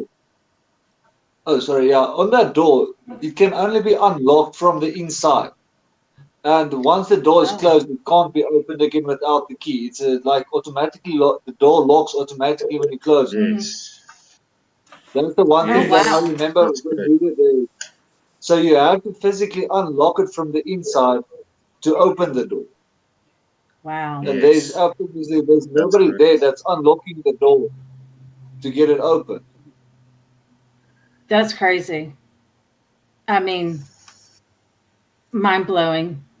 I want to welcome Full Dark Paranormal Explorers, a great paranormal team. Great. So, I guys, I I would. I mean, show me it. it is the eye. The interesting thing and I guess I mean I've watched um y'all's vlogs, and so a lot of people may not understand it. So explain South Africa and their view on paranormal so that people will understand. Uh, okay. I think to sum it up best is probably to envision a very conservative culture. Um, we're all Afrikaans, so we're from the Dutch descendants, Dutch and French descendants back in the 1600s. So basically, it's a very taboo subject at this point. Right. We do have a large following of people who enjoy it, and yeah, but the venues are very skeptical of letting us in. I think that's the biggest roadblock for us at this point, because they don't want to get a bad reputation saying that the place is haunted, which we think is awesome, and open the venue to paranormal tours, and you'll make money and we get to investigate. Mm-hmm. Solves everybody's problems. Dog tourism. Yeah, because I mean, I don't think people understand. Because, like, you can go to the UK, you can go to mainland Europe, you can come here to America, and I think people have a little bit more open view to the paranormal. I mean, there's so many venues, and I mean, they charge an outrageous amount. Some of these venues, and there it's a much different view, and I find that very interesting. But Yeah, I don't know. And like France is very similar. The one really, thing that I learned is in France, you won't find hardly anybody that will open up their castles or manors or wherever that may have a haunting. The French look at it as, yes, we know there's paranormal, there's spirits, but we respect them and leave them alone. I mean, That's part of, look, because we've got so many cultures and Yeah. everything in South Africa, that Mhm. some of the cultures believe that as well. They know they exist, they know that so they don't touch it, they leave it alone. They're very I'm struggling to find the word, but very scared of it, if I can put it like that. Whereas, like Reynard mentioned as well, I mean, I think, I'm not sure why, but in general, the whole English community as well in South Africa is much more open to it. Where the all Afrikaans Christian denomination in South Africa is very old. Like, you don't talk about it. I mean, they will never mention the spirit. I mean, please, guys, don't kill me here. But if you talk about the paranormal, if you talk about ghosts in South African Christian, like in here, or Reformed churches and all of that, mhm. you were shunned. You are literally shunned. You were, I mean, we in our vlog, like you mentioned one time, Mhm. I actually said you would be hit by the Bible. I mean, I think if my mom could right now, she would smack me with the Bible. Mhm. Whereas at the same time, they would talk about these things happening to them as well. As soon as people start talking about it, and as soon as you just open that door a little bit, normally with a couple of brandies or whatever, then they start opening up. Then they tell their experiences and everything. But in general, people are in South Africa are much. I think they don't want to talk about it, but it's opening it up. I think we've seen a big transformation in the last couple of years in South Africa, and it's absolutely awesome. Yeah, The definitely. interesting. I just so, Go ahead. sorry, Kim. No, I just want to Arno touched on a very interesting point. Is you know, some of the native cultures are very respectful, and they still believe in like the forefathers and stuff like that. You know, they still engage in those kind of ritualistic religions. And you know, people need to remember we live in Africa. You know, we're in the southern point of Africa, and it's ancient ground. It's very hard to explain to someone, because you know, this is a continent with the richest animal diversity, and there's something special about this continent in that way, that it's very, very, very old. And I think they're still connected to those kinds of the old ways of doing things. You know, it comes through the lineage. Yes. So it might be why.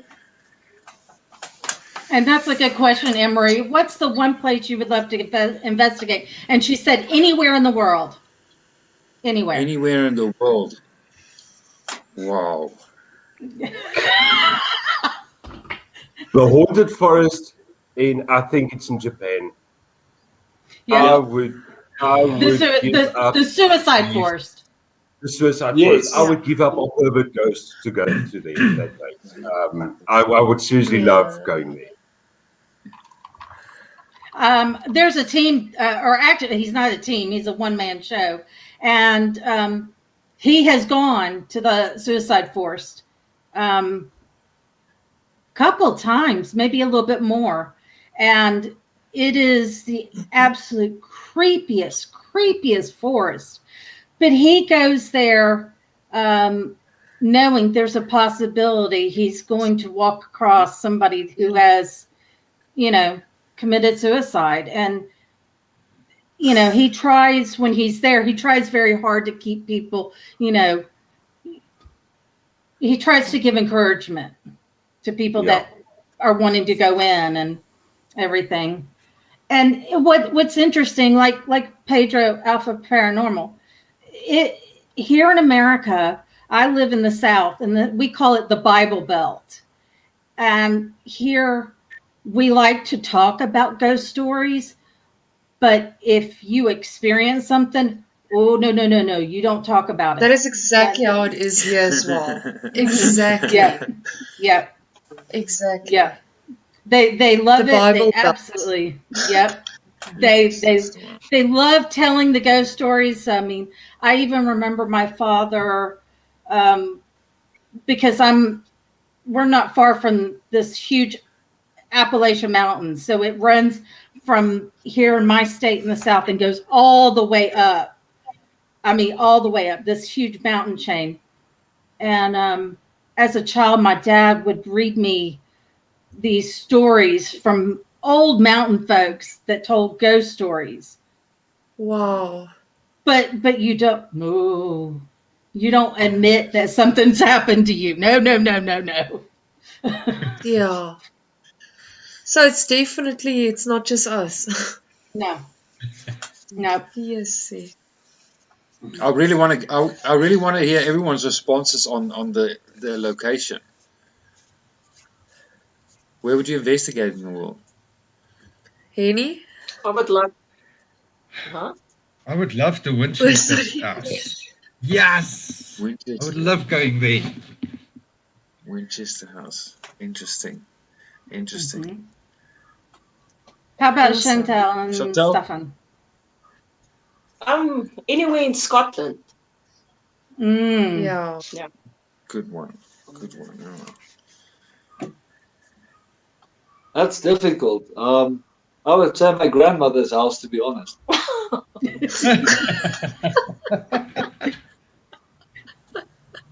No, like seriously. So why did we arrange something? Jeez, now you're coming out of here all of a Yeah, sudden. now you're That coming was out. all. Thanks for the heads up, Stefan. Right.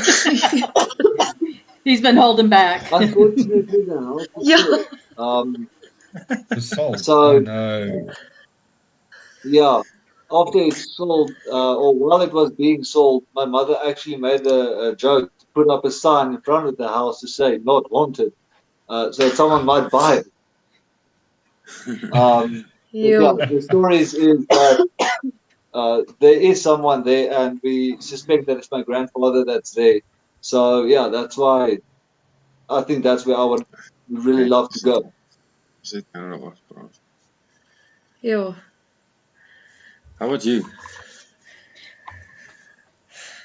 No idea. It's a thrill a minute to investigate in South Africa because you've got such a huge danger factor.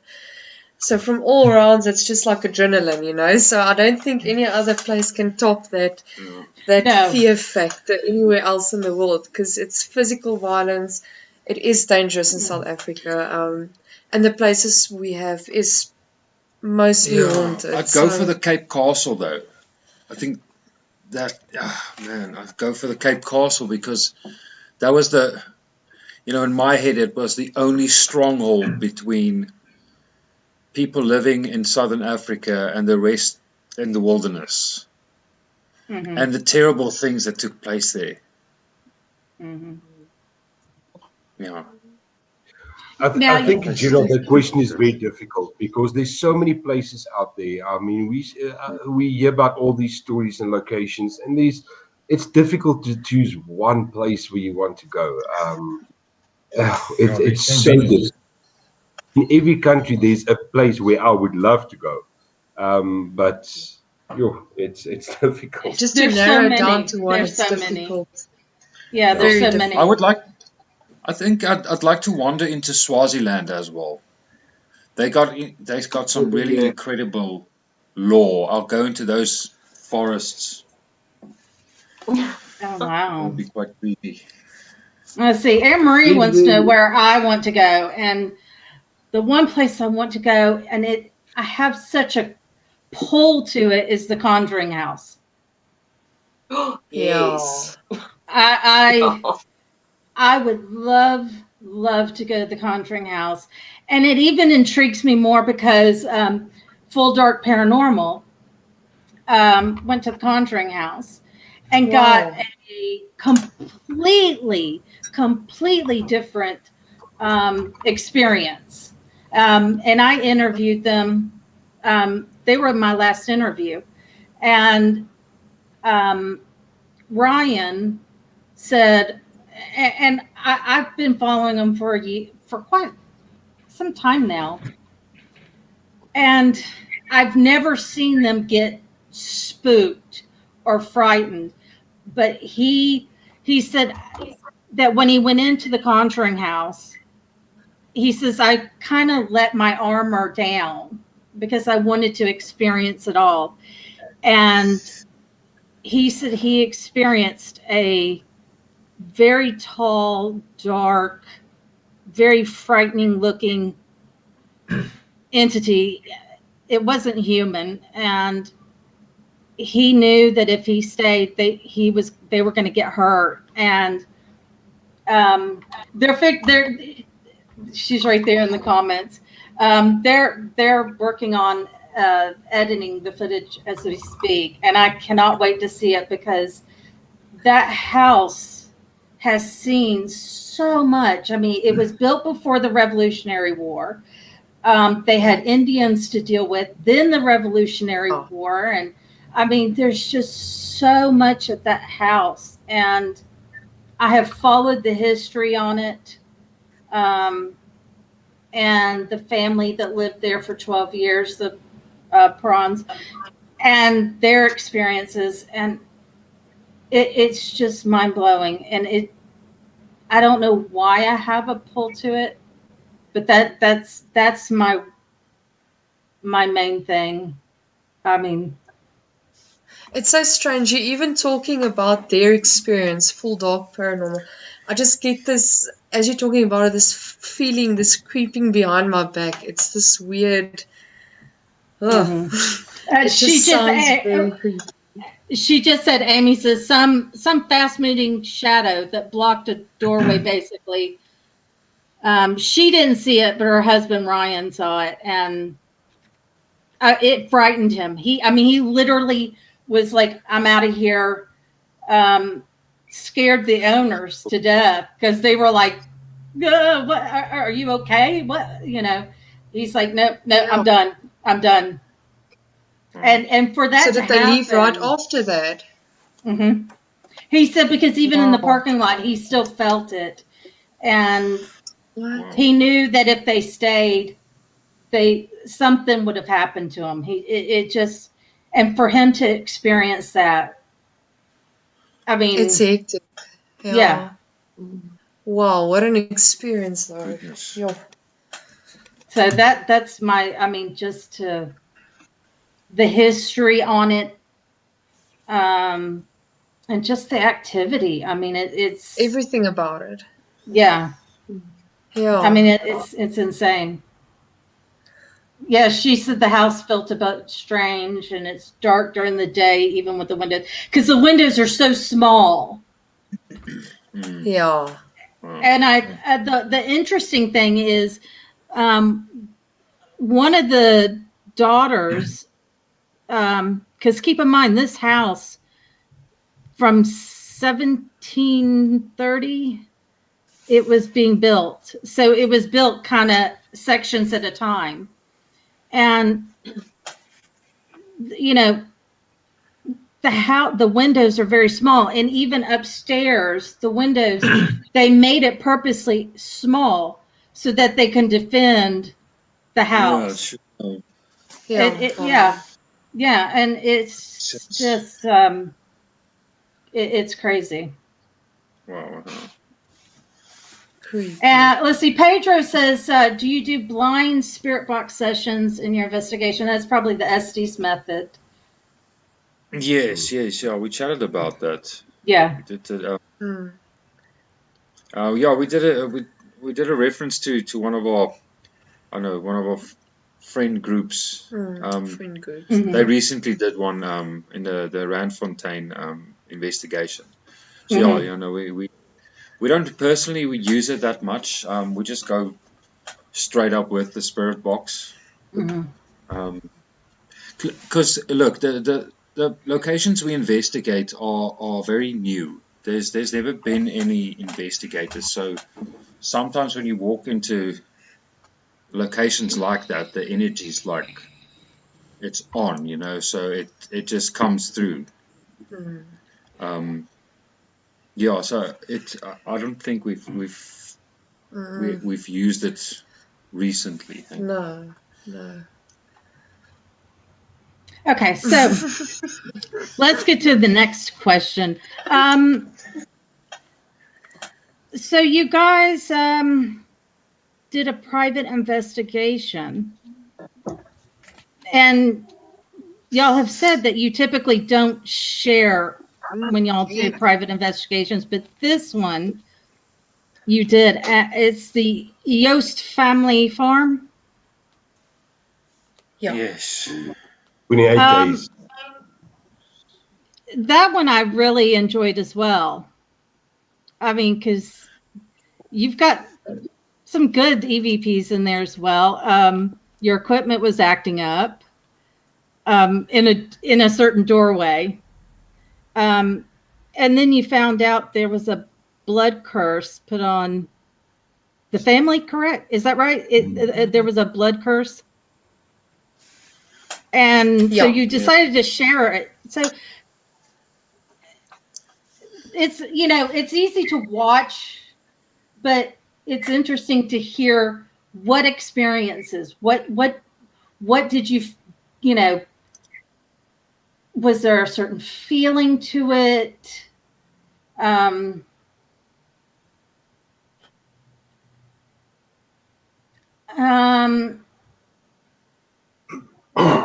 Just your experience, because I know you weren't able to investigate very long, because I was like, oh, please go back, please. That was a very No, we're interesting. definitely going back. Definitely. We're definitely What going made back. you decide to share this? It was such an interesting story, and how everything turned up. We asked. Look, I think what we try to do is with all private investigations, we ask the people before the time. Listen, would you mind us sharing this online? And if they say, you know what, that's fine with them, then we do. And this Franz Jooste, he didn't mind us sharing this online, and it was. I don't have words for it. I've never experienced something like this. We're saying it's a blood curse, but it's the first time in my entire paranormal career, if I can put it like that I've encountered something like this, where absolutely everything happened on the 28th. I mean, what we told the public and what we told everyone, and versus what this guy actually has.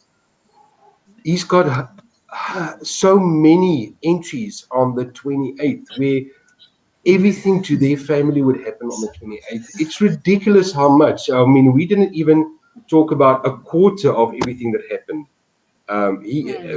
And this is only up to the point where he actually realized, but listen, something's going on the 28th. But it was absolutely phenomenal. We're definitely going back there.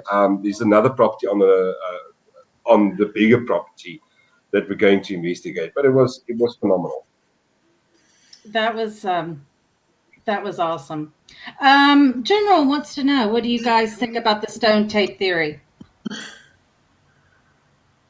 Who wants to take I've this never heard one? about the stone tape theory.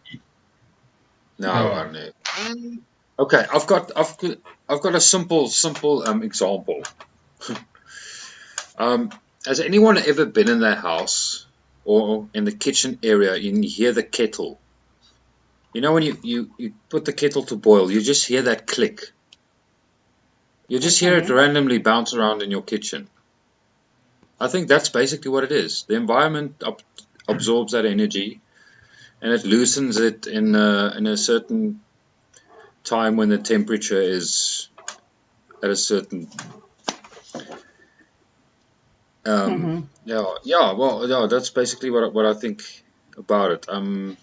I think it's very hard to record it. I think it's kind of hard to record that kind of Isn't it like residual certain energy. Hey? Isn't it like certain conditions that will bring it out? Yes, that's the word I'm looking for. You're looking for exactly the right conditions for that thing to replay. I mean, it's essentially a residual haunting where I think we've caught we've caught a couple of things like that before as well, but nothing to the degree where we could replicate the conditions. I mean, it's some of the locations we went. We went a couple of times to the same location and trying to replicate some of the evidence, but we could never really try and replicate everything. But if we take on what the client tells us, then normally it's the same repetitive thing, and a lot of people experience it. Unfortunately, that's one of the things I don't know why, but for me, it's easy for me to. I've picked up several residual energies, and it's just like a loop. It just plays over and over and over again, and I think it's always something that's very traumatic that I think that creates that loop. I mean, I experienced one when I was 16. Then when I moved to Holland, I didn't know the language. I had no idea what happened to Rotterdam. It was bombed 3 times. And then, you had the Dutch resistance that was in there.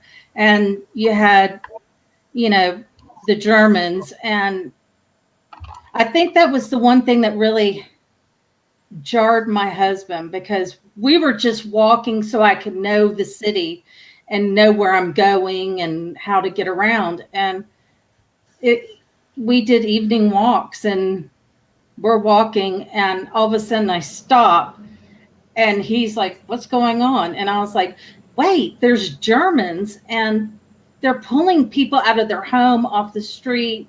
There were women, children, the elderly, and they had them all lined up on this corner. And I was like, oh my God, they're shooting these people. They're shooting them. And it was awful because when I'm witnessing this, I can see it, I hear it, I could smell the gunpowder, and I was like, what in the world? And my husband was like, oh my God, okay, crazy woman. But when we went home, he ended up finding out what it was the Germans were trying to pull the Dutch resistance out. And they figured if they pulled these innocent people out and threatened to kill them, that the Dutch resistance would come out and fight. And he didn't even know. I mean, he grew up in the city. There's a plaque on the other side of the wall talking about what happened. And he's like, how did you know this? I can't explain it to you. It just happens. Wow. It's Sure. I've never experienced something like that. I think it's the energy, the traumatic, horrific thing, and it just kind of soaks into the soil, the stone, the wood. It's just, and it just permeates there. I mean, Yeah. But hard to catch, very hard to catch. yes, I think you need to spend a lot of time in one location to pick up the patterns. I mean it was several things in Rotterdam that I picked up on, several things. I think the last thing my husband was more shocked about was we were walking in the big park, and I said, I can hear children crying, and he's like, what? And I was like, I hear children crying. They're crying. I said, there's such heavy sadness and fear. And I said, nobody died. I said, nobody died. These were at one time people. And so a customer of his was a historian. And he says, what went on during the war in that big park? And he goes, when the air raid sirens went off, the parents would send their kids to this park because nothing was being bombed in this area. And so my husband came home and he goes, you won't believe it. He goes, you were right. And I was like, I mean, but I don't think even if I had a camera, I don't think it would pick it up. Yeah, that's the thing. I mean, No. that's I think a hard thing. Is that it's something you have to actually experience.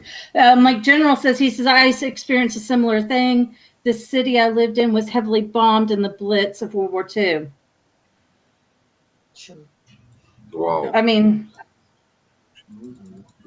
and that's history going way more back than we've experienced as well.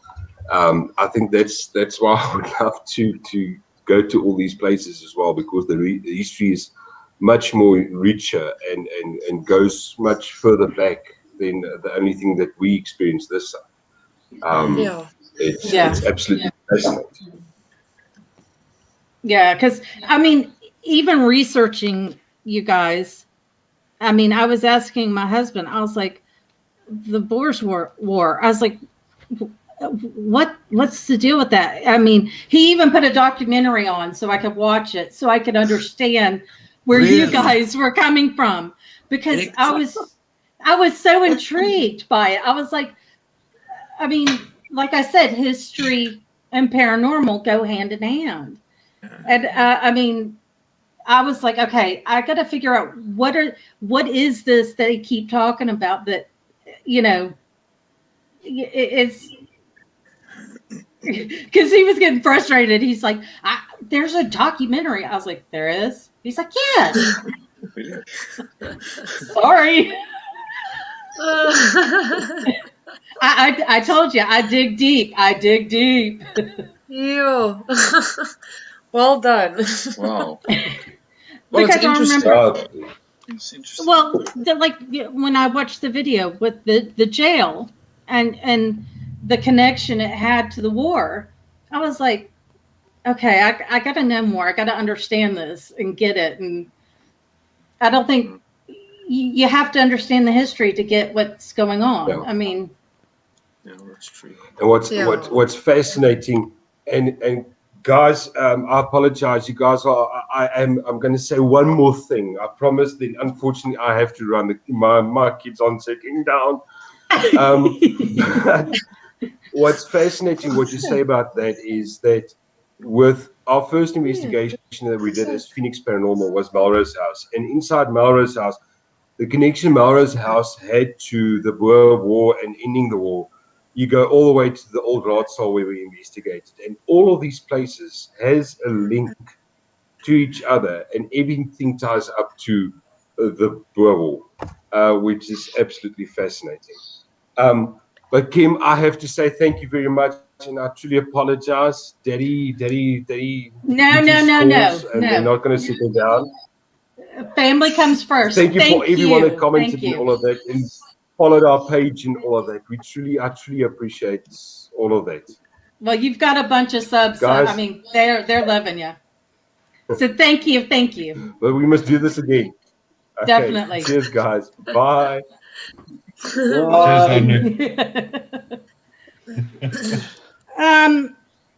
So, as I said, every culture is different, and the thing I find interesting and what I kind of pick up is in South Africa, the paranormal feels so different to me.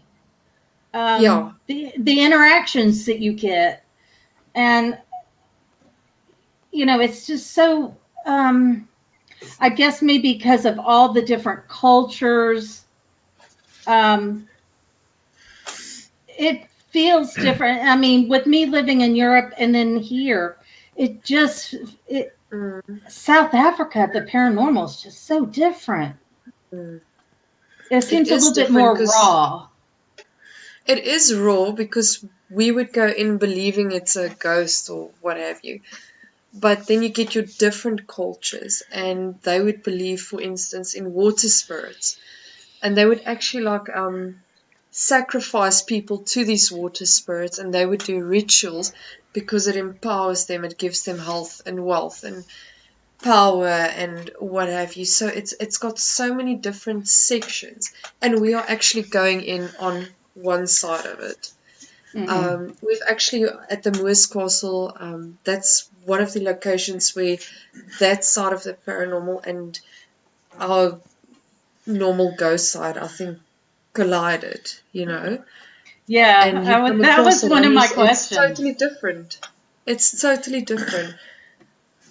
You actually can't compare the South African paranormal to like the US or the Europe or anything. I think it's very fresh as well, and we're still just scratching the surface of what's going on here. Yeah, because that was one of my questions was the castle that y'all went to and what you found on the land. Would you like to tell everybody about? I think in like the US it would be it's haunted because Native American burial ground, whereas with us it's not burial ground but it's ritualistic. And at the same time in South Africa, the moment you've got a abandoned building, it is used for occult activities. So they often summon stuff. Yeah, but it's very different actually this side. Yeah, no, it definitely. I think it's mining towns and land that was occupied by native tribes, and there were so many tribes, and the thing about these tribes is dominance over the other's land meant you annihilated them. You completely, from the youngest child to the oldest man, you completely killed everyone. So there's a lot of that as well, and mining towns. I mean, we've got a lot of blood soaked into the earth in South Africa. There's a lot of blood spilled here. Yeah. Yeah, because I mean, I've been working on, my remote viewing because as my child's gotten older, it's gotten a little bit easier and I can open up more. And I try to do a lot of remote viewing. I'm working on it, but I can pick up vibes, and the vibes in South Africa and the paranormal is just so. It's the only way I can say is raw. I mean, it's raw and it's brutal. Yeah. Yeah. Yeah. I mean, because you had to be hard. I mean, we still have to be hard, put it that way. yes, yes. But yeah, I think raw in the sense that it is uncharted territory. Because ghost stories, yeah, around the campfire, but other than that, taboo, like we spoke about. Ghost hunting, big no-no. I mean, you get hit with the Bible everywhere. So yeah, but like we said, a lot of bloodshed in this history in South Africa. So I think most of it, if you could resonate it to something, would be like a civil war, and I don't know, it's a lot of layers. There's so much minerals here as well. So there is literally mining towns are scattered all over the place. Diamonds, gold, platinum, coal. It's just everywhere. And ghost towns, abandoned towns that still mine. They still actually mine, and it just resonates through the whole country, I think. Yeah, there's a lot going on here. I think there's just like ancient things as well. I mean, because like Adam's calendar. Yeah, it's interesting because like you guys, the old, what is it, mining hospital, the video, and y'all were talking about how dangerous it is to go there. Yeah. So what? Go ahead. Sorry, the reason why it's so dangerous is what we've got here in South Africa is they call them the Zama Zamas. Okay, so it is literally this gang war, like of illegal mining. So there are so many horror stories of people dying in the mines with explosions and what have you, but also of they would just, if these gangs arrived, they would literally just shoot you right there. And I mean, even this one place that we investigated, it was 4:30 in the morning, and it was this cold front sweeping through. As we were leaving, we could just hear them coming by, walking past the hotel, and as they were walking past, they were like chanting, because remember, they're chanting because they believe in the ancestors. They need the power to give them to, do all of these things. So it's very crazy. But yeah, that is basically what's going on at the abandoned mining hospital, is the Zama Zamas. Plus, there's loads of ritualistic stuff that took place there, signs that we could see there. The security locked themselves inside an office at night on the 3rd floor. It physically also lots of medical waste that you have to walk through, ankle deep water, needles all around. So yeah, fun and games. And it's actually Stefan who contacted us. He was like, I don't even know who he was, and he's like, dude, come and investigate this place. And because he caught an EVP outside of there, like, I don't know, it sounded like a growl or something. And then, after that, we actually invited him to join us. So, yeah. Well, that was my mouthful.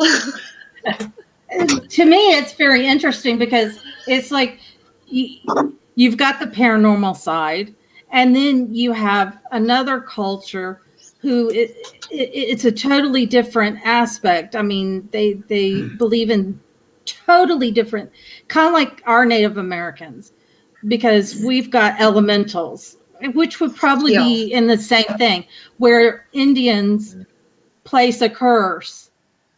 And I've encountered one elemental, and I was like, nope, don't want to. That I don't deal with. I don't like it because there's no controlling them. There's no reasoning with them. It's very powerful. Yeah. Yes.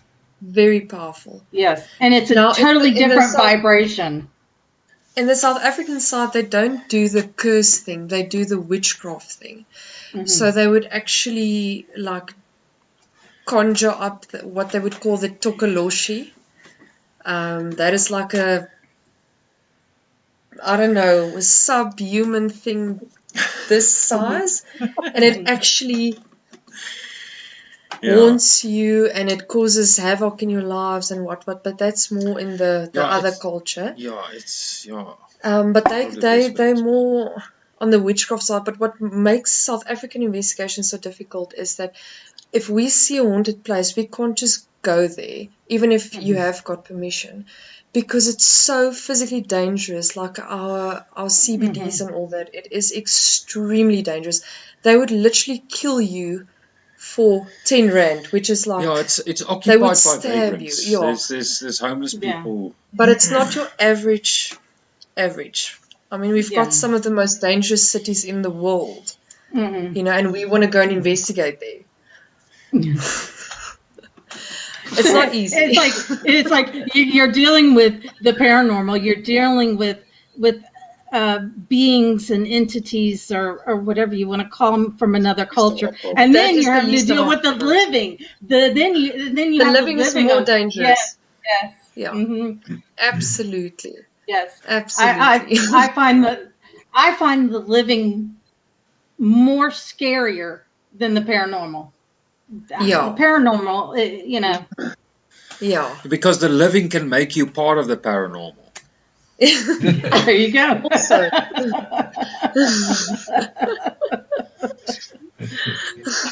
And I mean, you know,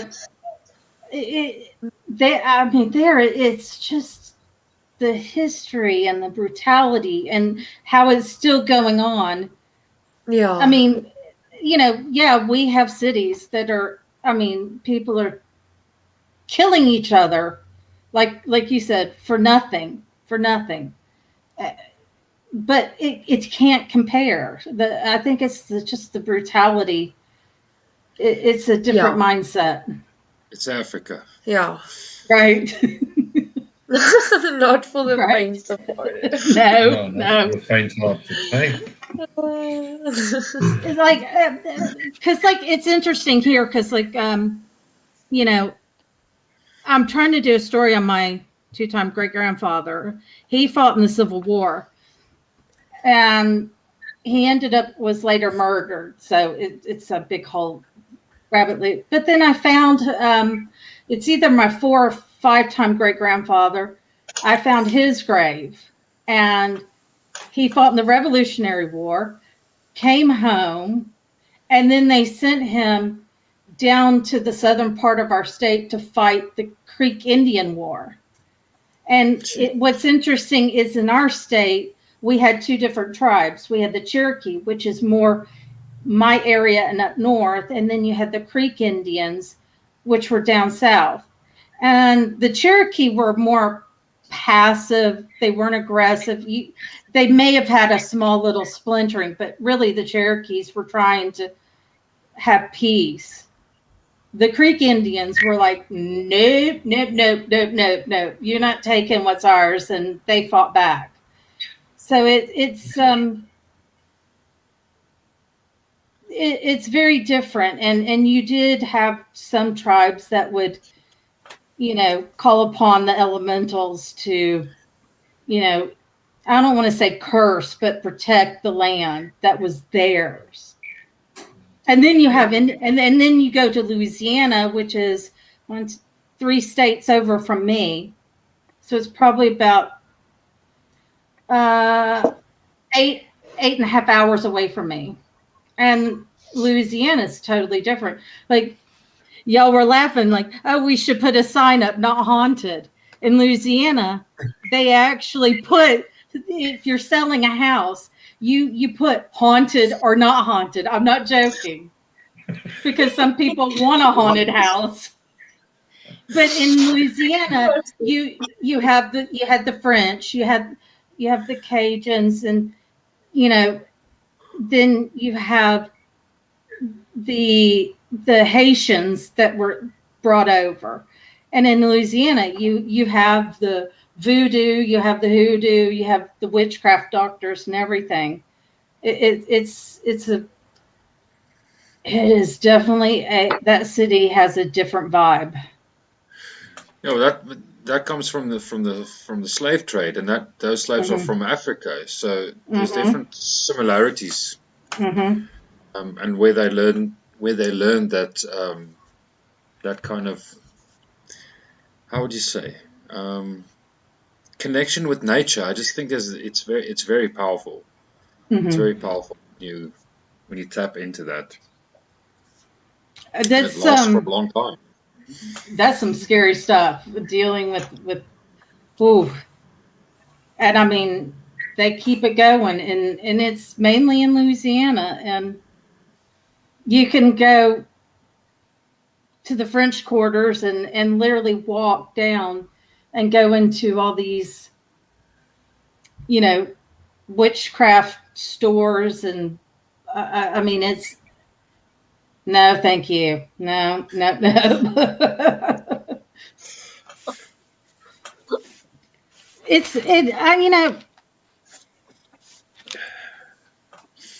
one thing that I do like from you guys is you do the Phoenix Weekly.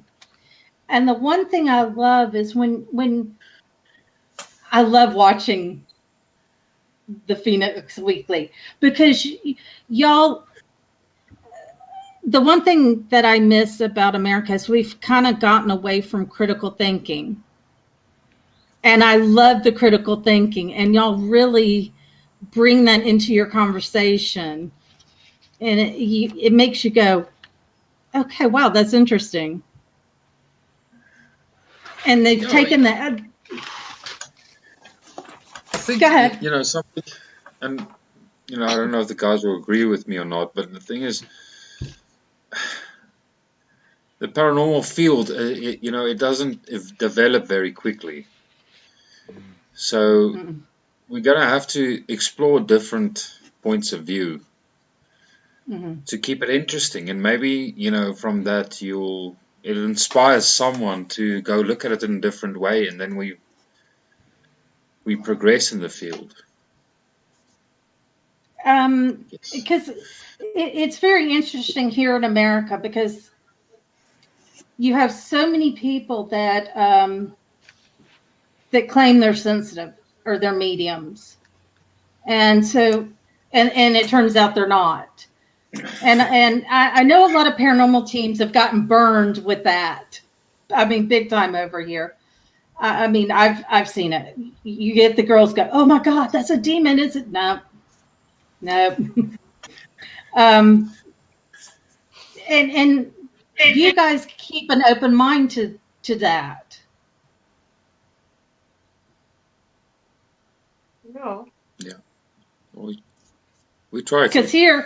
Because here, I mean, really, there's so many people that have given such a bad rap to that, and it's quite sad, because there's a team that I had watched a couple times, and he says, I always have 2 medium sensitives, whatever, psychics.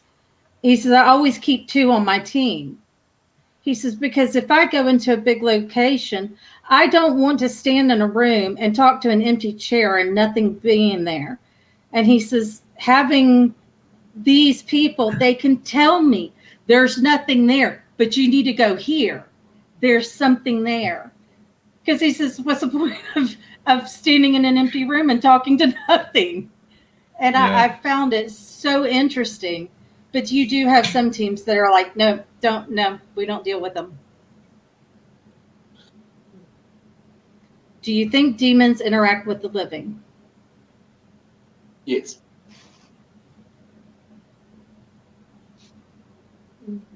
Elaborate, sir. That's why you are here, sir. I'm just here to be pretty. That's cool. I would say yes. With a beard like that, just can't help it. I would say yes. how can I say, we were speaking about children earlier, and from personal experience, how can I say, I see demons as disguising themselves as something young and innocent that will be much more, I can say, easier to approach for you because it looks like something innocent. And I feel some of the scratching and some of the more violent experiences that the people have is definitely demonic.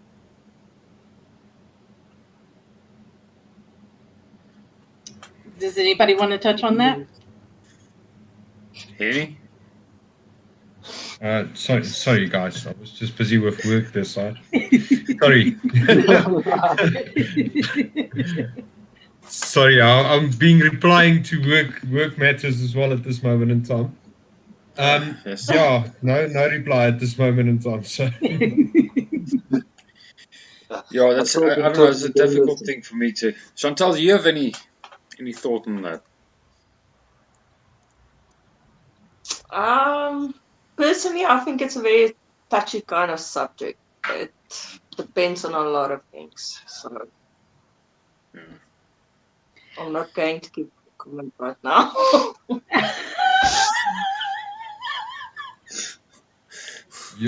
what's coming up now? Thanks, hon.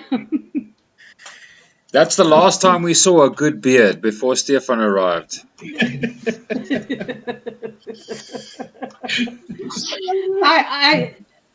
I think for me, and I do a lot of research, and one of the things I researched on, because everybody wants to talk about demons, I guess because it's a scary thing and people want to have that fear factor in it. But I've listened to a lot of priests who are exorcists, and this one priest says, let's just say, out of 5,000 cases I get, and that's just a number he's come up with. It doesn't mean for the whole year. He says I may get one out of the 5,000. So I think is it possible? Yes, I think it's possible, but I think it's rare. I mean, Yeah. 47, 48, well, okay, let's just say 46 years. I haven't come across anything demonic. Like I said, I've come across an elemental, but that's something totally different. But demonic, no. I've had the angry man, but I think a lot of it is just people want that fear, that scare me, give me something scary. Sensationalism. Mm-hmm. It's very rare. I do agree. It's something that we haven't encountered before. Frank says, I still think it's not demons, maybe a minion causing havoc, or a horrible human being. A minion. Minion.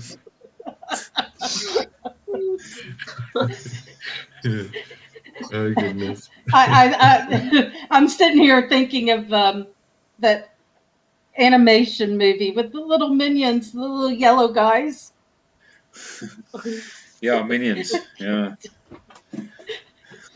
But for me, the paranormal, and the reason I guess I think this, I try to keep religion out of the paranormal, because so many religions believe so many different things. And if you read the Bible, it says we're not supposed to communicate with the dead. You're not supposed to. So so I try and keep it out. I mean, yes, it kind of intertwines, but for me, I'd rather focus on what's going on than kind of adding, religion in, because it's just, there's too many religions out there, too many cultures, I'd say they have better things to do. The kid's spirit's easier to think it's a demon because nobody likes to think a child can't move on. That's just my opinion. It's a good point. definitely. But I mean, I put a video up when I had just started my channel because everybody wanted to talk about demons, but nobody talks about angels. And so I have a video, and it's not paranormal related. It was a car crash, and the mother had died on impact, but she had a toddler strapped in the car seat, in the back seat. And so fire and rescue gets down there. There's 3 guys, and on their radios, you can hear this metallic voice come through, help us. And they respond to it. They're like, we're going to help you. And they flip the car over and they find the toddler. She's still alive. But they interviewed these rescuers and they asked, what do you think it is? And he said, angels. I think it was an angel telling us, help. We need help. And I was like, there you go. Okay, here's something to think about. I mean, there's people that say they've seen paranormal people talk about angels. I haven't yet come across one where people, if you're going to scream demons, there's got to be angels out there. Yeah, there has to be a flip side of that. I think, you probably only find what you're looking for. I don't think anybody's looking for angels, eh? Mm-mm.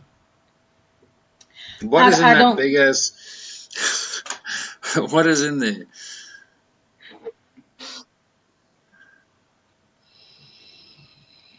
What are you drinking with your what's that? What do you call it? Water. Yes. It's like a thermos. Yeah. So it keeps or a reservoir tank. It looks big. Yes. Well, I have MS and fibromyalgia. Okay. And the medicines I take, I go through water like crazy. So, I mean, I have to have crazy. I go through water like crazy. Cold. The water's probably cold, right? Yeah, it keeps things cold, and if you put hot, it keeps things hot in there. And I just stick a straw in it because it's easier to drink. Sorry, guys, just excuse me for a minute.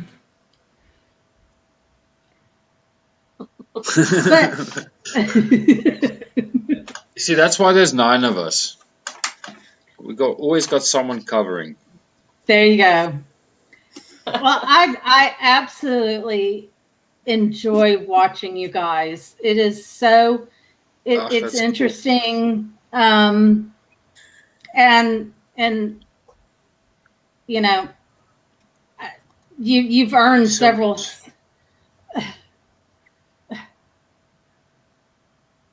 Cheers, Frank. Drive safe. He's always going somewhere. Always. Be careful, hon.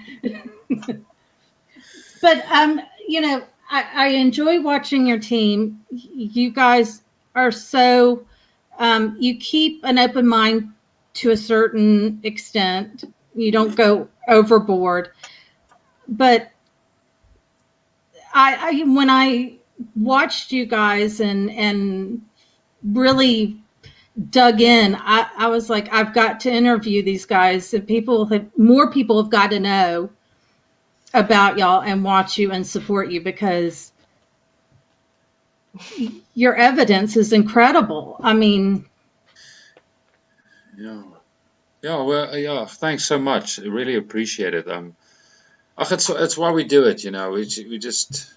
I think we all share a very deep passion for what we do, and we just like to show everybody what we find. The crazy stuff we get up to, and the crazy places we find to investigate. I think that's the most exciting thing for us. We come up with some really good ones. I mean, really, there's not that many paranormal teams in South Africa, is there? There's a few. I think that we as mentioned before, there's a lot of challenges being a paranormal investigator. first of all, nobody's going to pay you to do this because everything comes out of your pocket. And the second thing is it's so hard for especially newer teams to get started because they can't find places to investigate, which makes it, it's very discouraging. We've built our reputation and our network with a lot of effort over time, and we still managed to squeeze in investigations, significant investigations, into our yearly schedule, and it's very hard. You'll contact, let's say, 15 places, and they all say no. And then randomly somebody contacts you on Facebook and say, "Listen, I've got a interesting case. Will you guys take a look?" And through that we pick up leads, but it's been a hard grind and it's very discouraging. That's why we try to reel in some smaller teams to come and join us just to get some experience, just expand the field. Yeah, because I started following the one team that y'all worked with. It was the two guys. Upside Down. Yes. I just started, but I was so entrenched in researching you guys that I haven't really dug into them yet. But I was like, people have got to know about you guys. I was like, I've got to do this because the evidence is wonderful, and it's not over the top, and it feels honest and true. Yeah, thanks very much. I'm really glad that it comes through in our work. We always try to add a little sincerity with it, and obviously our biggest critics, we do discard a lot of if, buts, and maybes. So the things that you see, we really do believe is something paranormal. Yes. And it's open for interpretation. We're not saying this is evidence. Right. Take it to the bank. No, it's open for interpretation. That's why we put it out there so people can look at it and go, "Oh, wow, that's kind of crazy." Right. Well, I am so appreciative you took your time out to come and chat with me and everybody that's in the chat. I absolutely appreciate it, and I can't say nothing but good things about you guys. Oh, thanks so much. Thank you. So much. Well.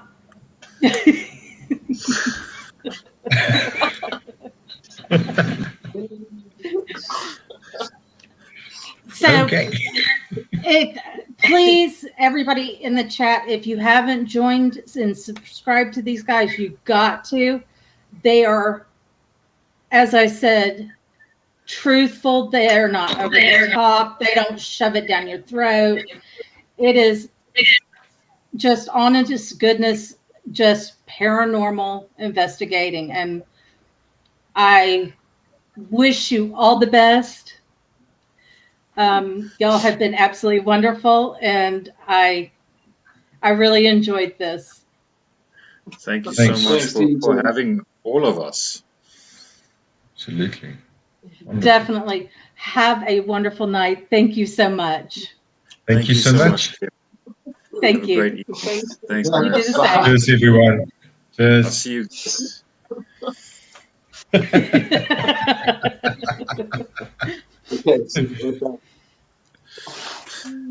Let's Cheers, see. everyone. So thank you so much, everybody in chat. I appreciate y'all coming and checking out Phoenix Paranormal. As I said, I can't say enough good things about them. They're just wonderful, honest, just paranormal investigation. So thank you so much. I'm so appreciative to you guys in the chat. You mean the world to me. Thank you so much. And I think it's next week. I am going to be doing an interview with Dirty South Paranormal. They're out of Texas. So Look for me then. Toodles!